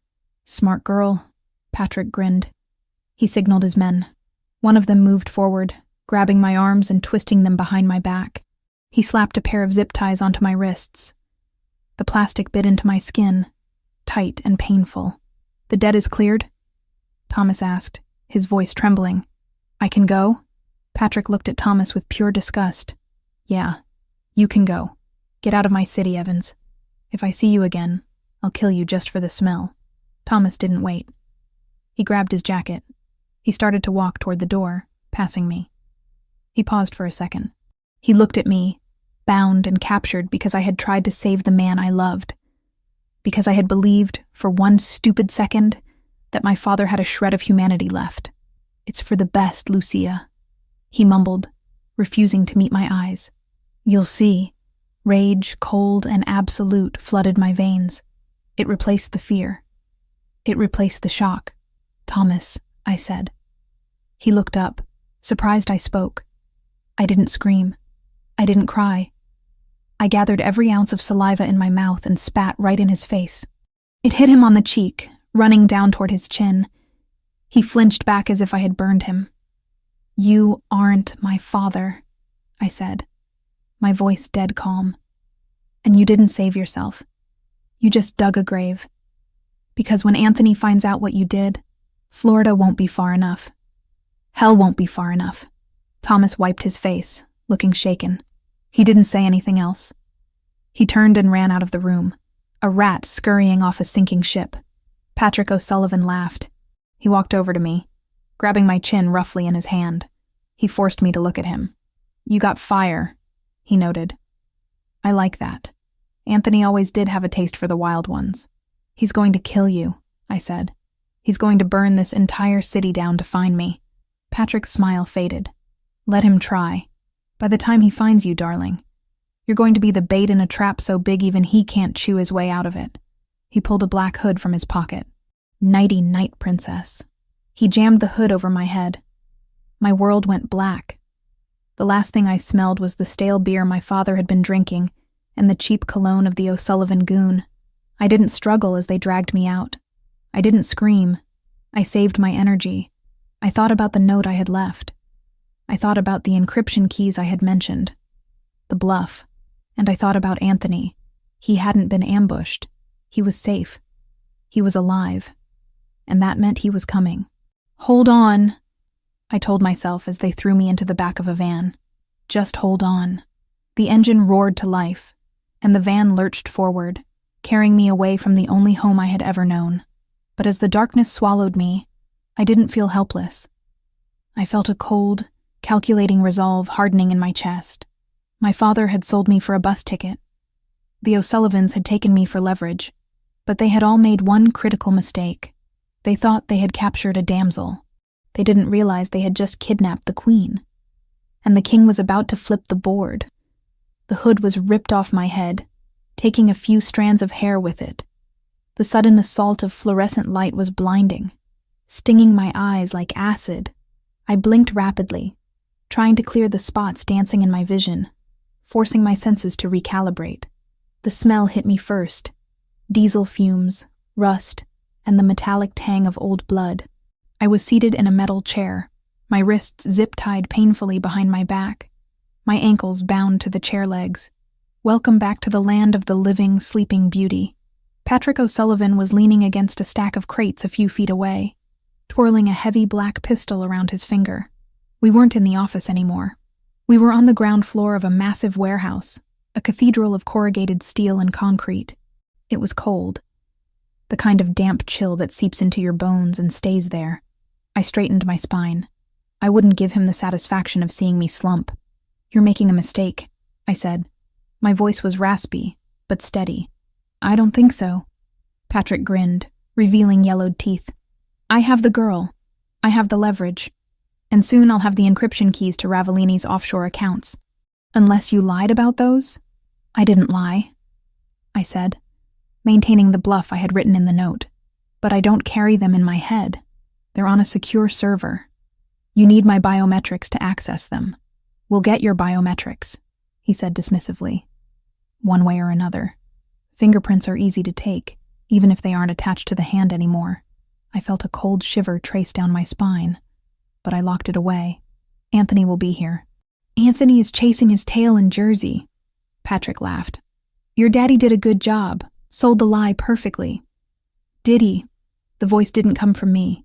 It came from the shadows near the loading dock doors. Patrick spun around, raising his gun. His 6 guards, positioned around the perimeter, snapped their weapons up. Emerging from the darkness wasn't a SWAT team. It wasn't a roaring army. It was just Anthony Ravellini. He walked into the circle of light with a terrifying, casual grace.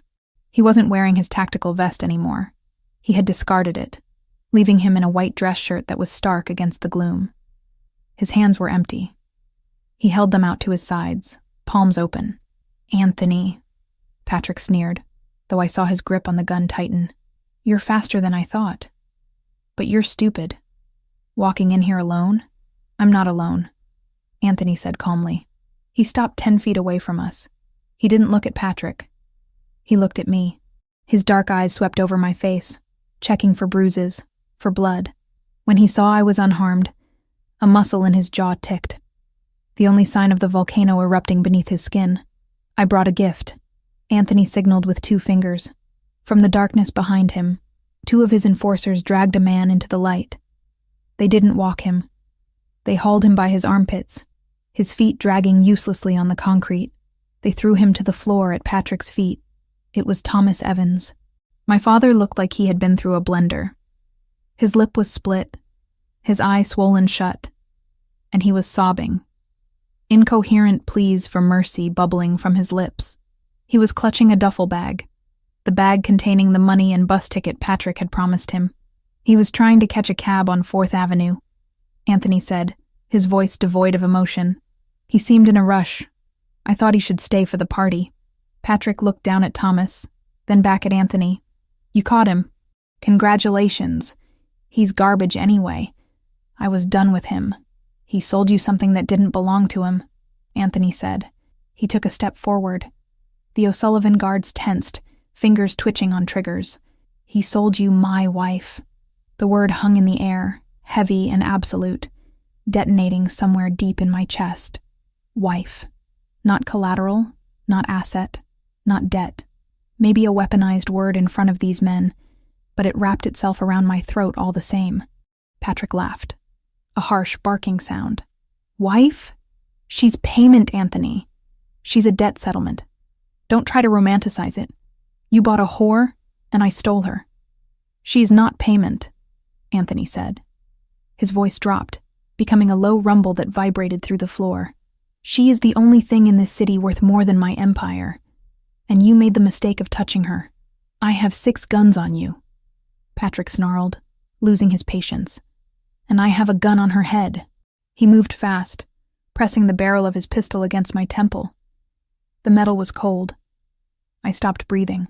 One move, Anthony, and I paint the wall with her brains. Drop to your knees. Anthony didn't move. He didn't drop. He stared at Patrick with a look of supreme boredom. You won't shoot her, Anthony said, because if you do, you lose the encryption keys. You lose the leverage. And my sniper, who is currently aiming at your medulla oblongata from the catwalk, will turn your head into a canoe. Patrick froze. His eyes darted up to the dark rafters. You're bluffing, Patrick whispered. Am I? Anthony tilted his head. Lucia, tell him. Do I bluff? I looked at Anthony. I saw the slight shift in his stance, the way his weight was balanced on the balls of his feet. He was coiled energy, waiting for a trigger. He doesn't bluff, I said clearly. He calculates. Drop the gun, Patrick, Anthony commanded. And I might let you leave here with your life. I'll keep the warehouse, of course. Consider it a penalty for the inconvenience. Patrick's face twisted in rage. He was trapped. He knew it. If he shot me, he died. If he surrendered, he lost face. He was a cornered rat, and rats bite. Screw you, Patrick screamed. Kill him. Kill them all. He didn't shoot me. He swung the gun toward Anthony. Time seemed to fracture. In the split second before Patrick pulled the trigger, Anthony moved. He didn't dive for cover. He dove forward. At the same time, I threw my weight violently to the right. The chair tipped over, crashing onto the concrete just as a bullet whizzed through the space where my head had been a second ago. Chaos erupted. The sound of gunfire was deafening in the enclosed space. Crack, crack, crack. I hit the floor hard, my shoulder taking the brunt of the impact. I couldn't see much from my angle, just flashes of muzzle fire and boots scrambling. Secure the girl, I heard Anthony roar. I struggled against the zip ties, twisting my wrists until the skin broke. The plastic bit deep, but the adrenaline numbed the pain. A pair of boots landed next to my face. It was one of the O'Sullivan guards. He reached down, grabbing my arm to haul me up, using me as a human shield. Get up, bitch! I didn't get up. I coiled my legs and kicked out with everything I had. The heel of my heavy boot connected solidly with his kneecap. There was a sickening crunch. The guard screamed, his leg buckling backward. He fell, dropping his gun.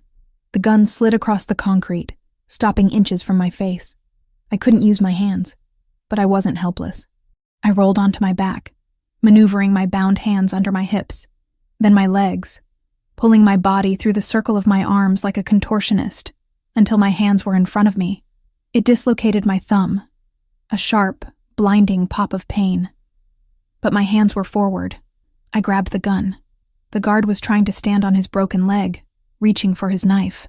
I didn't hesitate. I pointed the gun and squeezed the trigger.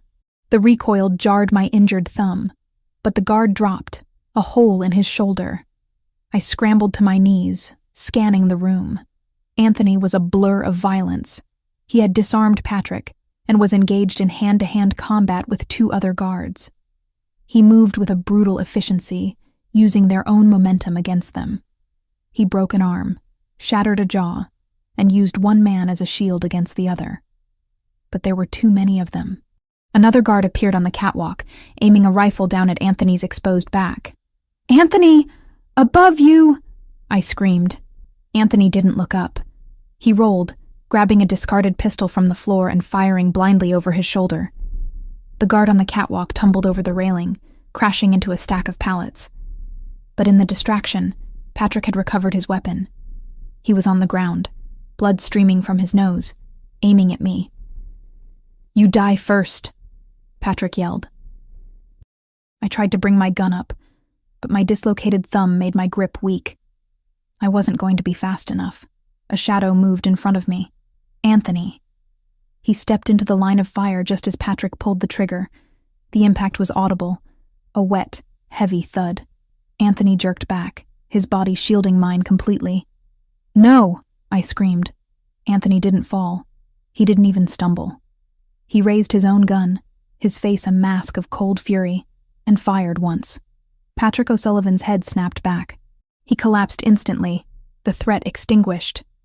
Silence slammed back into the room, ringing in my ears louder than the gunshots. Anthony stood there for a second, swaying slightly. A dark stain was spreading rapidly across the white shirt, just below his left shoulder. "Anthony!" I gasped, scrambling to my feet. I dropped the gun and reached for him. He turned to me. His face was pale, beads of sweat standing out on his forehead. But his eyes were clear. He looked at me, scanning for injuries again. "Are you hurt?" he asked. His voice was rough, strained. "Am I hurt?" I choked out a hysterical laugh. "You've been shot. Through and through." He dismissed, though he flinched when he moved his arm. "Missed the bone. I've had worse shaving." He looked around the room. The O'Sullivan guards were either dead or incapacitated. His own men were securing the perimeter, moving with professional silence. Then, Anthony's gaze landed on the far corner. Thomas Evans was huddled behind a crate, clutching his bag of money, shaking like a leaf. He had watched the whole thing, cowering while his daughter fought for her life. Anthony walked over to him. He moved slower now, the adrenaline fading, pain setting in. I followed him, my hands still bound in front of me with the zip ties. Thomas looked up. "Mr. Ravellini, I didn't know they would..." Anthony kicked the bag of money out of Thomas's hands. It slid across the floor, spilling bundles of cash into a puddle of oil. "Get up," Anthony ordered. Thomas scrambled to his feet, pressing his back against the wall. "Please, I helped you. I led you here." "You led her here," Anthony corrected. He grabbed Thomas by the collar of his cheap jacket and slammed him against the corrugated steel wall.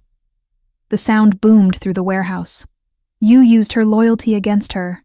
You traded her life for a bus ticket." "I'm her father," Thomas wailed. "You are a donor," Anthony spat. "A biological accident." Anthony pulled a knife from his belt.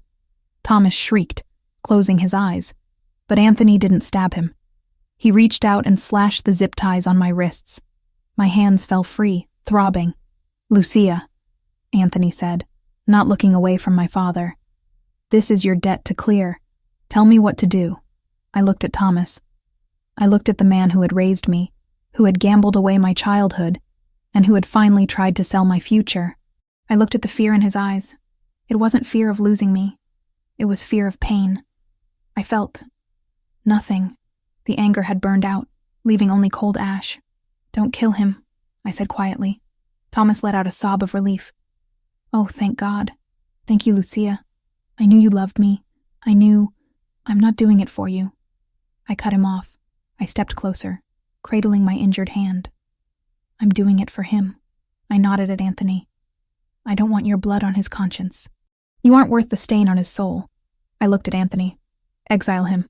Anthony nodded slowly. "Where?" "Nowhere nice," I said. "Alaska. Or maybe a rig in the North Sea. Somewhere cold, somewhere hard, somewhere without a casino." Anthony leaned in close to Thomas. "You heard her. You have 1 hour to leave the state. My men will escort you to the airport. You get a one-way ticket to Nome. If you ever set foot in New York again, if you ever call her, if you ever speak her name." Anthony pressed the knife blade against Thomas's cheek, drawing a single drop of blood. "I will peel you apart slowly." He let go. Thomas slid down the wall, weeping. He didn't look at me. He looked at the spilled money on the floor, mourning the loss of his payout. "Get him out of my sight," Anthony ordered his men. 2 guards grabbed Thomas and dragged him away. He didn't fight. He just hung limp, a broken man who had finally run out of luck. I watched him go. I didn't feel sad. I felt lighter. The anchor was finally cut. Lucia. I turned. Anthony was leaning heavily against a crate now, his hand pressed over the wound on his shoulder. Blood was seeping between his fingers, dark and alarming. "We need to get you to a doctor," I said, panic rising again. "The car," he grunted. "Medical kit. In the back." I grabbed his good arm, wrapping it around my shoulders to support him. He was heavy, dead weight, but I found strength I didn't know I had. We walked out of the warehouse, leaving the carnage behind us. The night air outside was crisp and clean. The rain had stopped. The black SUV was waiting, engine idling. I helped him into the back seat and climbed in after him. "Drive!" I yelled at the driver. "Fast!" The car peeled out of the lot. I immediately went for the medical kit under the seat. I popped the latches and pulled out gauze and pressure bandages. "This is going to hurt," I warned him, my hands shaking as I cut open his shirt. The wound was ugly, a ragged hole in the muscle, but the bleeding was steady, not spurting. No artery. "Do it," Anthony gritted out through clenched teeth. I pressed the gauze pad onto the wound. He groaned, his head falling back against the leather seat, his eyes squeezing shut. I applied pressure, leaning my weight onto his shoulder. "I'm sorry," I whispered, tears finally stinging my eyes. "I'm so sorry. I shouldn't have come." I walked right into it. Anthony opened his eyes. They were hazy with pain, but they locked onto mine with that familiar intensity. He reached up with his bloody hand and cupped the back of my neck, pulling me down until our foreheads touched. "You came," he rasped. "You came for me. I thought you were in trouble. You were wrong," he said. A ghost of a smile touched his lips. "But you were brave. Stupid. Reckless. But brave." "I kicked a guy," I sniffled, a laugh bubbling up through the tears. "I saw," he murmured. "Excellent form." He shifted his grip, his fingers tangling in my hair. The smell of copper and gunpowder filled the small space between us.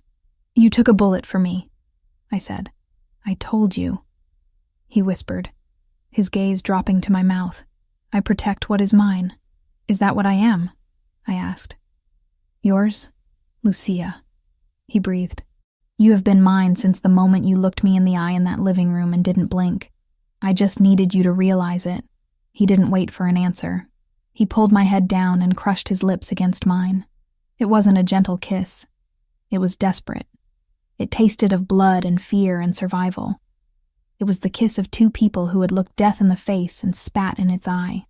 I kissed him back with everything I had, pouring all my relief, all my anger, all my love into it. My hands were covered in his blood. His hand was tangling in my hair. The pain in my thumb, the ache in my shoulder. It all faded into the background. All that mattered was the heat of his mouth and the beat of his heart against my chest. When we finally broke apart, gasping for air, he didn't let me go. He kept his forehead pressed to mine. "You're not leaving," he stated. It wasn't a question. "No," I whispered. "I'm not leaving." "Good." He closed his eyes, his breathing evening out as the adrenaline crash hit him. "Because I'm not letting you go. Not after tonight. Not ever." I looked down at his sleeping face, at the harsh lines softened by exhaustion. I pressed the bandage tighter against his shoulder. We were bloodied. We were battered. My father was gone, exiled to the ice. The O'Sullivans were broken. The war was over. But looking at Anthony Ravellini, I knew the reign was just beginning. And this time, I wasn't just a spectator. I was sitting on the throne right beside him. "Drive," I whispered to the driver, my voice steel. "Take us home." The elevator doors slid open, revealing the penthouse not as a fortress, but as a sanctuary. The silence that greeted us was profound, a stark contrast to the cacophony of gunfire and screaming metal we had left behind at the warehouse. I helped Anthony into the living room.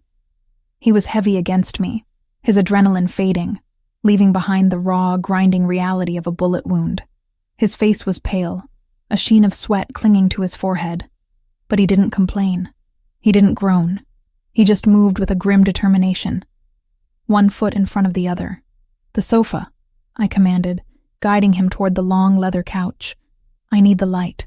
He sat down heavily, his good hand immediately going to his shoulder.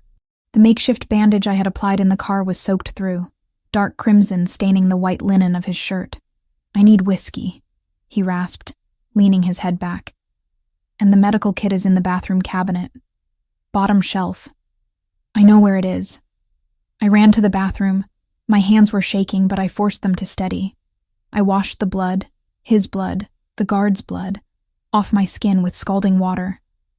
I grabbed the kit, a bottle of antiseptic, and clean towels. When I returned to the living room, Anthony had already poured himself a glass of amber liquid from the decanter on the side table. He downed it in one swallow, the muscles of his throat working. "Take off the shirt," I said, setting the supplies on the coffee table. He fumbled with the buttons, his fingers clumsy from pain. I batted his hands away gently. "Let me." I knelt between his legs. I unbuttoned the ruined shirt, peeling the fabric away from his skin. The wound was ugly, a jagged tear where the bullet had passed through the deltoid muscle. It was bleeding sluggishly now, but it was deep. "It needs stitches," I said, examining it with the same clinical eye I used to assess a damaged canvas. "The edges are too far apart for butterfly strips."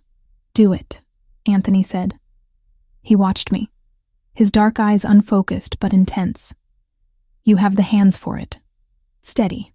I restore paintings, Anthony. Canvas doesn't bleed. Flesh is just a different medium," he muttered, closing his eyes. I threaded the needle. I cleaned the wound with alcohol. He hissed through his teeth, his body seizing up for a second before forcibly relaxing. I worked quickly. I didn't apologize for the pain. Apologies wouldn't close the hole. I focused on the task, treating his skin with reverence. Stitch, pull, knot. Stitch, pull, knot. The silence in the room was intimate, broken only by the sound of his breathing and the soft click of the scissors. When I tied the final knot and taped a sterile bandage over the area, I sat back on my heels, exhausted. "It's done," I whispered. Anthony opened his eyes. He looked at the bandage, then at me. He reached out with his good arm, his hand cupping my cheek.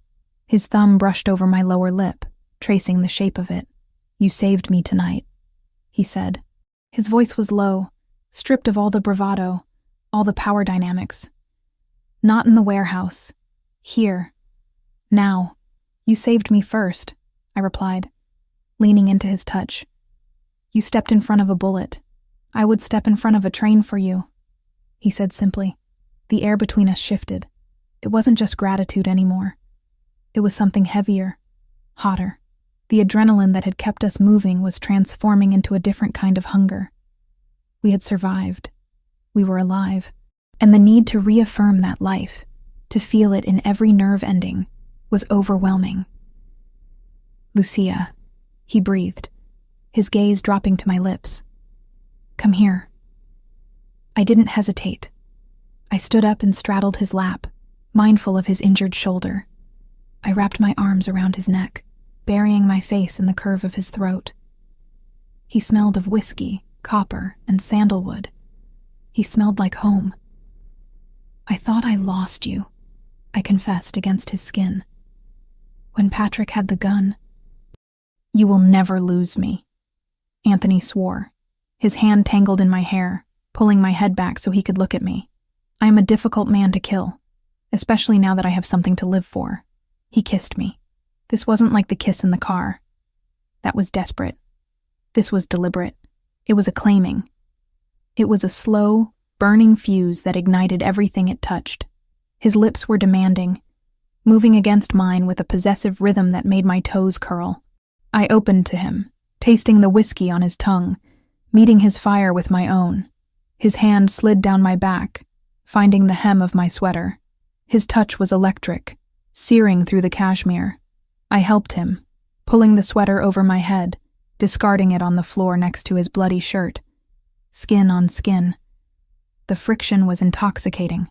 I traced the muscles of his chest, avoiding the bandage, feeling the heavy thud of his heart beneath my palm. It was beating for me. "The contract," he murmured, breaking the kiss to look into my eyes. It's void. I know, I whispered. I'm not here because of a debt. Say it, he commanded. Tell me why you are here. Because I want you, I said, my voice trembling with the truth of it. Because I choose this. I choose you. He groaned, a sound torn from his chest, and pulled me closer. There were no more words. There was only the heat of the penthouse, the city lights watching from a distance, and the two of us, finally breaking down the last walls between us. It wasn't a transaction. It wasn't payment. It was a collision of two souls who had been forged in the fire and found they were made of the same steel. We moved together with a desperate, beautiful rhythm, erasing the violence of the night with the tenderness of the morning. I fell asleep in his arms, his good arm draped over me like a shield, the steady rise and fall of his chest, the only lullaby I needed. The morning sun didn't feel intrusive. It felt victorious. I woke up alone in the bed. For a moment, panic flared. Old habits die hard. But then I saw the note on the pillow. Meeting with the capos. 9 a.m., wear armor. I smiled. He hadn't left me behind. He was inviting me to the war room. I got up, my body aching in a pleasant, lingering way. I showered, scrubbing away the last remnants of the warehouse. I stood before the wardrobe, looking at the rows of clothes Anthony had bought for me. Wear armor. I pushed aside the dresses. Today wasn't a day for silk and flow. Today was a day for structure. I chose a pair of high-waisted black trousers, tailored to perfection. I paired them with a crisp white silk button-down shirt, tucking it in sharply. I added a black blazer with sharp shoulders, power dressing at its finest. No jewelry except the diamond earrings. Hair pulled back in a severe, sleek ponytail. I looked in the mirror. I didn't look like a mistress. I looked like a CEO. I looked like a Ravellini. I walked out of the room and headed toward the office. I could hear voices drifting down the hallway. Low, rumbling, masculine voices. Tension hung in the air like cigar smoke. The double doors to the office were closed. 2 guards stood outside. They saw me coming. They saw the way I walked, chin up, eyes forward. They didn't ask for ID. They stepped aside and opened the doors. I walked in. The room went silent. Around the long mahogany table sat the inner circle of the Ravellini crime family. 8 men. Hard men. Men with scars and expensive suits and outdated ideas about women. Anthony sat at the head of the table. His left arm was in a sling, hidden beneath his suit jacket, draped over his shoulder. He looked pale, but his eyes were alert, dangerous. He didn't look surprised to see me. He looked proud. "Gentlemen?" Anthony said, his voice cutting through the silence. "You all know Lucia. We know who she is. One of the capos, a man named Russo, no relation to the other family, grunted. He didn't look at me. He looked at Anthony. We heard what happened last night. We heard you took a bullet. For a girl. The disrespect was subtle, but it was there. The implication was clear. You are weak.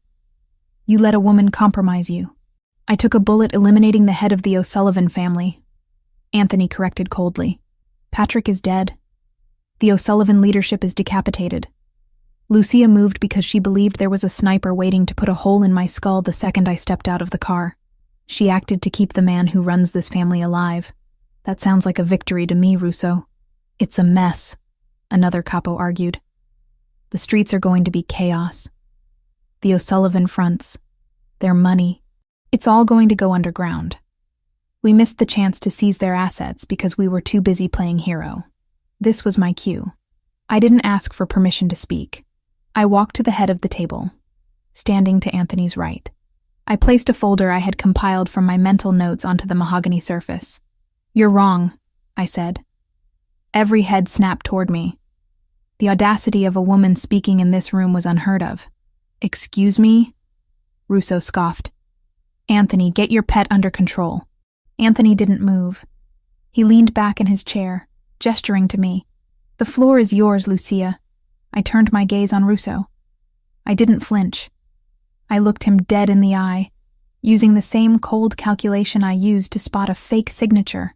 You think the O'Sullivan money is gone because you're looking for cash, I said, my voice steady and projecting to the back of the room. You're looking for duffel bags and safes.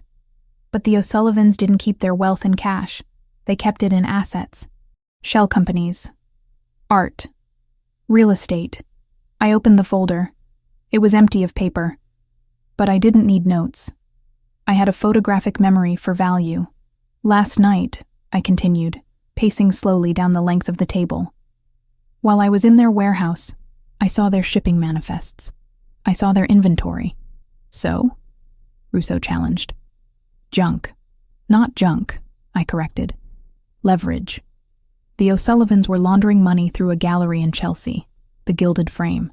They were buying high-end antiques at inflated prices to clean their drug money. I know this because I saw a shipment of 18th century French furniture sitting in that warehouse. That shipment alone is worth $3 million on the legitimate market. The room went quiet. $3 million got their attention. But more importantly, I said, turning back to face them, I know where the paper trail leads. Patrick O'Sullivan was sloppy. He was buying fakes to cut costs, thinking no one would notice. If we seize those assets, we don't just get the furniture.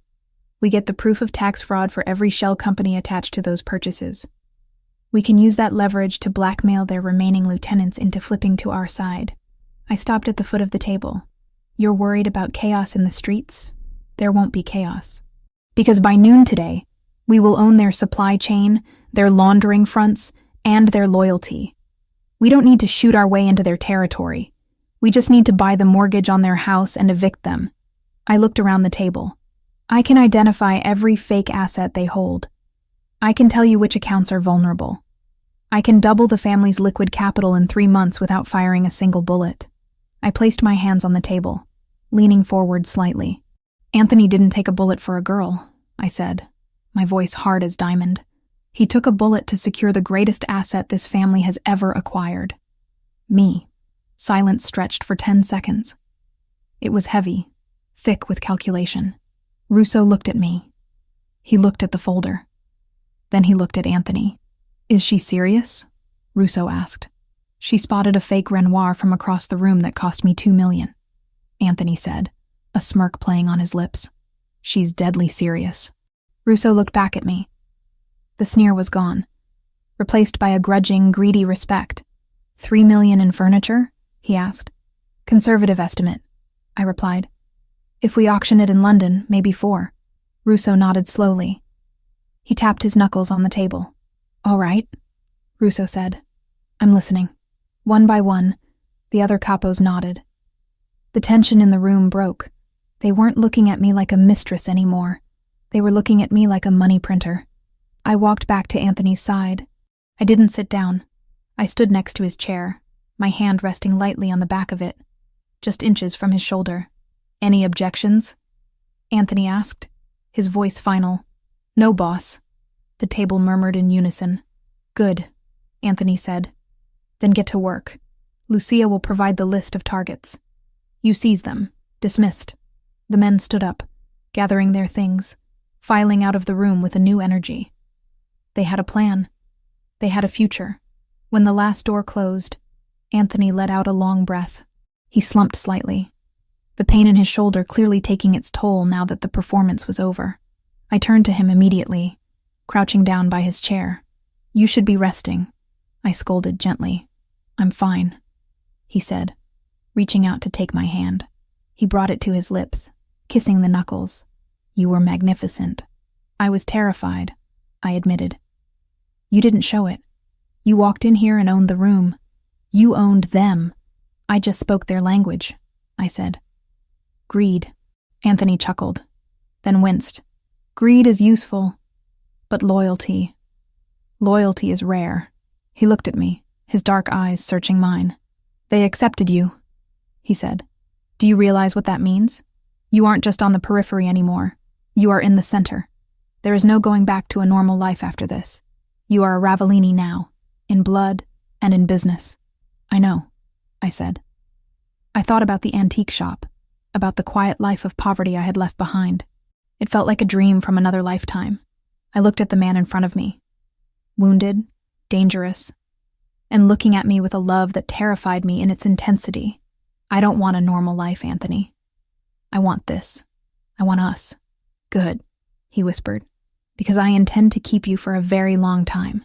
He pulled me up, guiding me to sit on his lap, careful of his sling. I rested my head on his good shoulder, looking out the massive glass window at the city below. The O'Sullivans were gone. My father was exiled. The capos were in line. We had won, but as I watched the clouds drift over the skyline, I knew the game never truly ended. There would always be new enemies, new debts, new threats, but for the first time, I wasn't afraid of the future. Let them come. Let them try. They would find us ready. The king and his queen, sitting in their high tower, watching the world burn and rebuilding it in our own image. "Lucia?" Anthony murmured against my hair. "Yes, that furniture.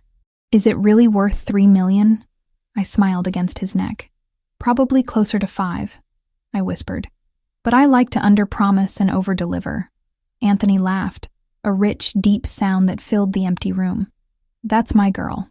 6 months. 182 days. That was how long it had been since the night at the warehouse. Since the night the O'Sullivan empire crumbled and mine began." I stood in the center of the Ravellini Gallery's main showroom, surrounded by the quiet hum of extreme wealth. The space was cavernous, with polished concrete floors and stark white walls that made the art pop with almost violent intensity. Tonight was the opening of our Renaissance of Shadows exhibition, a curated collection of recovered 17th century Italian masterworks. Officially, I was the curator and director. Unofficially, I was the woman who had turned the Ravellini family's dirty money into a cultural institution so pristine that even the mayor was attending tonight. "Director Evans?" I turned. A young assistant, fresh out of Columbia and terrified of her own shadow, was holding a clipboard.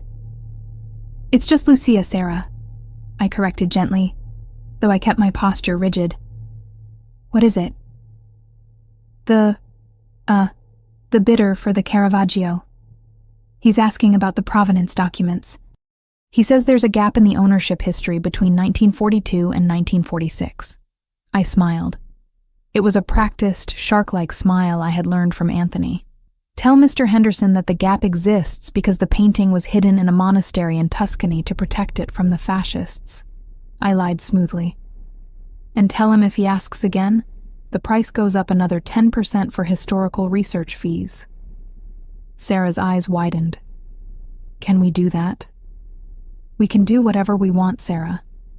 We own the painting. We own the building. We practically own the block." She nodded frantically and scurried away. I took a sip of my sparkling water. The imposter syndrome that used to plague me, the voice that whispered, "You are just a fraud, you are just a girl with a debt," was silent. It had been silenced by 6 months of hard wins. I hadn't just decorated Anthony's life. I had optimized it. The O'Sullivan assets we seized were now legitimate revenue streams. The furniture I had identified in the warehouse sold for $4.2 million in London. The shell companies were dismantled and restructured. I wasn't just safe. I was essential. "You look dangerous when you're thinking about money." The voice came from behind me, low and intimate, sending a familiar shiver down my spine. I didn't turn immediately. I let the presence of him wash over me. Anthony Ravellini, my partner, my lover, the man who had reshaped my reality. "I'm always thinking about money," I said, turning slowly. "It's part of the job description." Anthony was standing there, looking devastating in a tuxedo that fit his broad shoulders like a second skin. His arm, fully healed now, though a jagged scar remained as a souvenir of our war, was resting casually in his pocket. His dark eyes were fixed on me with a look that made the crowded room disappear. "You outdid yourself," he said, gesturing to the gallery. "The mayor is currently telling the police commissioner that you are a visionary." "The mayor is drunk on the Prosecco," I replied dryly, "and the commissioner knows exactly who runs this city, regardless of what art is on the walls." Anthony stepped closer, invading my personal space in that way he did, claiming me without touching me. "They fear you, Lucia. I saw the way Henderson looked at you. He was terrified to negotiate." "Good," I said. "Fear pays better than respect. Is that something I taught you?" "I'm a quick study."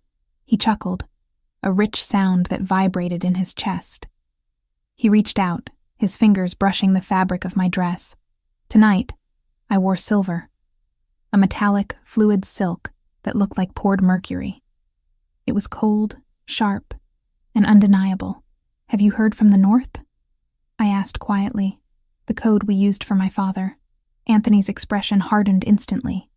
The playfulness vanished. "The report came in this morning," he said. "He's in Nome. He's working on a crab boat. It's brutal work, cold, dangerous. Is he gambling? There are no casinos on a fishing trawler, Lucia, and the local bars know that if he places a bet, his kneecaps belong to me. He is miserable, he is cold, but he is alive." I nodded, feeling a strange sense of closure. I didn't wish him death. I just wished him irrelevance. And in the frozen dark of Alaska, Thomas Evans was finally irrelevant. "Does it bother you?" Anthony asked, watching my face closely. "No," I said honestly. "It feels like a story I read a long time ago. He's a ghost. Good, because I don't want ghosts at our celebration."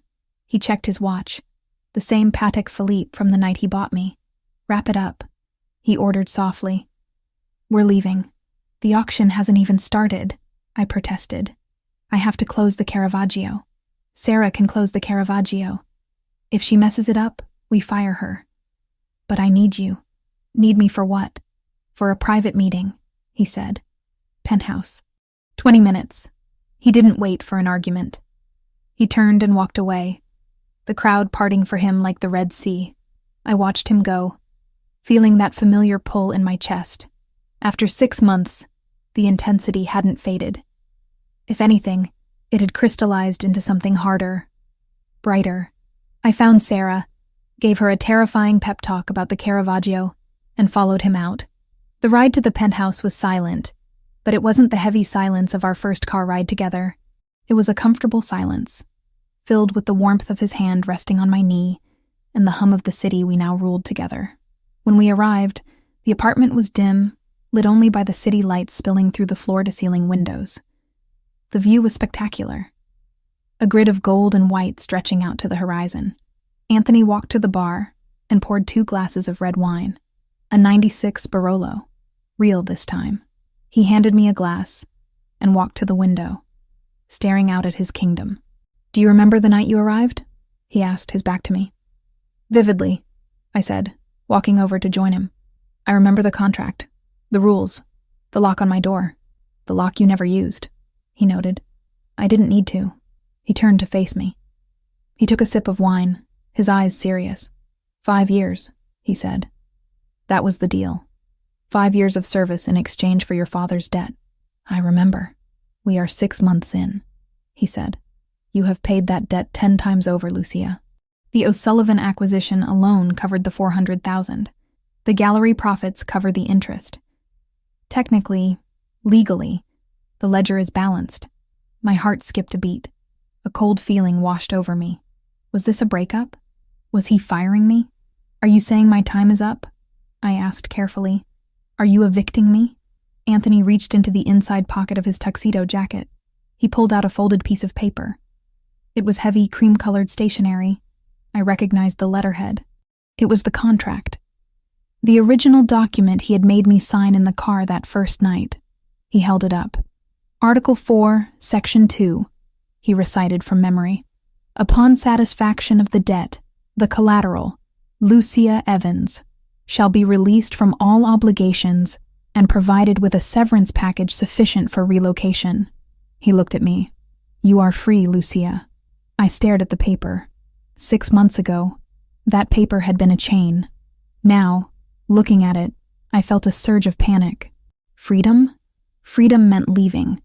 Freedom meant a life without the adrenaline, without the power, without him. "I don't want a severance package," I said, my voice tight. "It's substantial," Anthony continued, ignoring me. $5 million, a clean identity, an apartment in Paris or London or Rome. You could appraise art for the Louvre. You could live a life where no one carries a gun and no one bleeds on your carpet. He held the paper over the flame of a candle burning on the side table. "Anthony, don't!"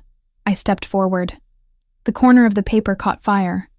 The orange flame curled the edge, turning the legal jargon into ash. "It's done," he said. He dropped the burning contract into a metal ashtray. We watched it burn. The words, collateral and owner, disappeared in smoke. "The debt is paid," Anthony said, his voice rough. "Your father is gone. The contract is ash. You are not a prisoner. You are not an employee. You are standing in this room because you walked in, but you can walk out." He stepped closer, his body heat radiating toward me. "So I am asking you, Lucia. Not telling you. Asking you." He looked vulnerable. For the first time since I had known him, the Mafia boss looked terrified. "Go to Paris," he whispered. "Be safe. Be normal. Find a man who doesn't have a target on his back." I looked at the ash in the tray. Then I looked at him. I set my wineglass down on the table with a sharp clink. "You're an idiot," I said. Anthony blinked, startled. "Excuse me? You're a brilliant strategist, a ruthless leader, and a terrible judge of character if you think I want Paris," I said, stepping into his space, poking him in the chest with my index finger. "Normal? You think I want normal? I spent 23 years being normal, Anthony. I was poor, I was scared, and I was invisible. Normal is just a nice word for powerless." I grabbed the lapels of his tuxedo jacket. "I don't want safe. I want the man who broke a capo's wrist because he insulted me. I want the man who took a bullet for me. I want the man who lets me run a multi-million-dollar empire because he knows I'm smarter than his entire board of directors." "Lucia." "Shut up. I'm negotiating." I looked around the room. I grabbed a cocktail napkin from the bar. I pulled a pen from his inside pocket. I slammed the napkin onto the marble counter and wrote quickly. My handwriting was jagged, furious. Clause 1, partnership. Clause 2, exclusivity, business in bed. Clause 3, till death do us part.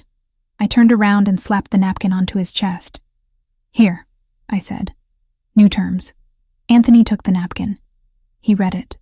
A slow, incredulous smile spread across his face, chasing away the shadow of fear. "Clause 3 is legally binding in most states," he murmured. "It usually requires a license." "We own the mayor," I reminded him. "We can get a license at 3 a.m. if we want." He looked up at me. The love in his eyes was so fierce it almost knocked the wind out of me. "You really want this?" he asked. "This isn't a fairy tale, Lucia. It's blood and threats and looking over your shoulder for the rest of your life." "I know," I said. "But I also know that when I look over my shoulder, you'll be there. And when you look over yours, I'll be there." I took his hand, the one with the watch, the one that had guided me out of poverty and into power. "I'm not the girl in the corner anymore, Anthony. I'm the woman standing next to you. Deal with it." Anthony laughed. He tossed the napkin onto the table and pulled me into his arms, lifting me off the ground. "Deal," he growled. He kissed me. It was a kiss of relief, of promise, of absolute finality. It sealed the new contract better than any notary could. "So," he said, setting me down but keeping his arms locked around my waist. "No Paris? Maybe for a weekend," I conceded. "We can go buy some more fake art."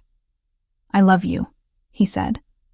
The words were simple, stark, and heavy. "I love you," I replied. "Now, are you going to keep talking, or are you going to show me why I signed that exclusivity clause?" Anthony's grin turned predatory. "Bedroom. Now." "Yes, boss." We walked toward the hallway, hand in hand. I glanced back one last time at the window. The city was still there, glowing and dangerous. Somewhere out there, new enemies were probably plotting. Somewhere, the ghost of my father was freezing. Somewhere the world was spinning on its axis of cruelty and chaos. But inside these walls, in the fortress we had built, there was order. There was loyalty. My father had cried that he had no money. He had pointed at me and said I would serve as payment. He was right, in a way. I was the payment.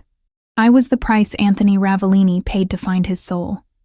And he was the reward I earned for surviving. The debt was settled. The books were closed. And as Anthony kicked the bedroom door shut behind us, locking the world out, I knew that for the first time in my life, I wasn't just surviving. I was winning. and the game was just getting started.